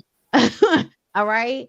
Or child, however many it was 3. It was 3 child. They have a whole bunch of kids together and you just forget which ones was his and which ones was not. Because at the end of the day, it didn't matter. Because he was married to that lady. But y'all try to act like y'all don't understand it because y'all want to judge somebody, and y'all are annoying. I think another good example of the headlines taking over is the first soundbite that I heard was whenever Jada was interviewing with Hoda, and she was like, "Y'all were separated," and Jada goes, anyway. Another soundbite came back, and she did that for another soundbite came back. And Jada then had to explain to Hoda that they were separated, but still working on their marriage. They weren't divorced. They weren't actively separated. So the fact that came later on, it's just, the headlines take over. They know people gonna talk, and that's exactly what, the conversations are being attached to. Yeah, the biggest headline that I saw that irritated me was when they said Jada Pinkett Smith revealed that Tupac had alopecia. No, the fuck she didn't. She did not reveal that. That's been out for years, actually. That was in documentaries and stuff. So it's how y'all word y'all shit, trying to prepare people to attack this woman. And I hope that she never forgets exactly who did what. I really do. I really hope that she never forgets. I hope Will don't either. But D Johnson, thank you for the super chat. Really annoying how these celebs acting like they don't know married people who live separate lives. A lot of people like to pretend like this isn't normal. Thank you so much for the super chat. I agree. I think That's a lot not of people even in what Hollywood, they're mad about. They're not mad about them being separated. They mad that people know and that Jada has cheated. The optics of her cheating are out, and Will is still with her. That's what they're mad about. Even though they keep saying she didn't cheat. He said she didn't cheat at the red table. She said she didn't cheat. The kids knew about it. August said she didn't cheat. Everybody has said that everybody knew about her in August, and she was not even cheating. sat down with Will and had a conversation, and Will gave him his blessing. So they said that on Red Table Talks as well. And then mad at Jada, like Jada brought this to the front, and she never did. Jada never brought this to the front. August brought that to the front, and we even learned more when we watched the interview with Jay Shetty And that's when she said that she was going to open up to the entire world and let everybody know that they were separated or whatever. But Will was not ready for that conversation, and she didn't even want him at the table with her. He chose to come on his own. So it's like the more you know. And another thing, he wasn't crying, y'all. Will drinks. I don't know if anybody has paid attention. Will probably drinks. Okay. So it's given. I had a little brown before we came over here. Okay. Because I know that I'm about to disappoint her. That's what it was given. It was given. I need to take a few shots because I know I'm about to sit through this uncomfortable conversation. I know the world is going to find out, and I know I have to stop Jada from telling everybody we're separated. Because that's what he did. To me, nobody wants to talk about how fucked up that is. Because if y'all had talked about it beforehand and that was supposed to, if she would have said we were separated back then, people probably would have not gone as hard on her if they would have known that they were separated back then. And everybody blames her for the confusion, but really it was Will that showed up to the table impromptu and stopped her from saying it. And she felt like she should put his feelings first and not say it so that she could protect him. And I just don't understand how y'all don't see that when it comes to the emasculating thing. What I don't understand is how I guess us people are so wishy-washy, because y'all are upset because y'all didn't know the details of their relationship. But now that she's telling y'all the details of the relationship, y'all asking her why she talking shit up. Like, which one do you want? Please. Which one do you want? And stop acting like everything is in people talking all of their fucking business everywhere. Like, girl, it was Kendra G for me in the comments talking about, we wish she would stop telling us all of their business. Meanwhile, I'm going to do a round table about when I had, aberration in college. Like, girl, which one is it? Are we oversharing or are we not oversharing? Or is it just Jada that can't overshare and everybody else can tell us they booty hole brown and they coochie pink? They can overshare. But if Jada says something about her very famous celebrity life in a fucking memoir that is quite interesting, we're upset. She's not doing what society wants her to do, which is people really don't overshare. People really don't share at all, which I think people are upset that now if Jada would have shared something about herself that didn't impact somebody else, they would be cool with it. But they can't imagine that Will is complicit in this and her sharing both of their experiences. It kind of reminds me of like, every couple of years, because I would much rather have the truth. Not even every couple of years. I ain't gonna play myself. Probably once a quarter. I'll be like, Gabby and Dwayne ain't gonna talk about this side, baby. Because that's what they want Jada and Will to do. They want Jada and Will, while we all know the truth, which was, it was an open, like people talked about the open marriage. They would rather them not discuss it at all. And it would be something that people knew, people would speculate, but they wouldn't hate her for it. The same way people don't hate Gabby for it, even though y'all act like y'all was broken up and, people didn't see the timeline. So like Jamie said, which one, what do you want? You know what's got all of us in a chokehold, American people and beyond? Our perception of celebrities. Because we put this image on them like they're supposed to be a certain way. And then as soon as they operate outside of that, we get to dragging them. But I do feel like with Jada, if y'all check out the book for sure, I think you will come to understand a lot of things. What chapter are you on in the book, Bondy? I just started part 2, which I think is chapter 7. Okay. It was right, after she went to college and everything. Yeah, when she went off to college. So I think we might be in the same spot. I didn't know. You got the audio or you I have the audio book. I have the audio book and I ordered an autographed copy. Like $35. 35, okay. Cool. See, yeah. I'm liking it's kind of like a workbook too. So that's why I was like, yeah, I want a physical copy. Because it's really a book that's about self-help. If anybody has read self-help books, you probably would really like her book. At the end of each chapter, she'll use whatever the stories that she told during the chapter, like whatever the lesson was, she'll pull out the lesson and then she'll ask you to ask yourself, like, is this something that so for instance, one of them was, are you addicted to chaos? A lot of us are addicted to chaos because of the things that happen in our childhood. So she's like, so what was the cause for you to be addicted to chaos? And when you figure it out, it loses its power. So she's basically like, you know, trying to give y'all lessons of what she's learned about how to deal with life. And I honestly feel like it's upsetting to me when I think about it, because so many people be so upset and so bothered and so fucked up in life and so miserable. And somebody's telling you, hey, I understand it. I went through this and this is how I ended up getting through it. And instead of being like, oh, let me hear how you got through it, maybe it'll help me. Y'all like, bitch, shut up. Please shut the hell up. That's what they, You embarrassing Will. Be quiet. Be That's what it's hello, about. hello. Embarrassing Will, but Will Projecting. could do Beyonce can his write own an book album. and say, "Come on." Beyonce can write an album. Kerry Washington can come out with a book. People can write, you know, people tell their lives all the time. But Beyonce can write an album because based on the optics, she was the one that was hurt and had to forgive. Based on these optics, True. Will was the one who forgave. So that's why they mad. I ain't Yeah. sorry. Hell no. She got too much power, is how they feel as the black woman.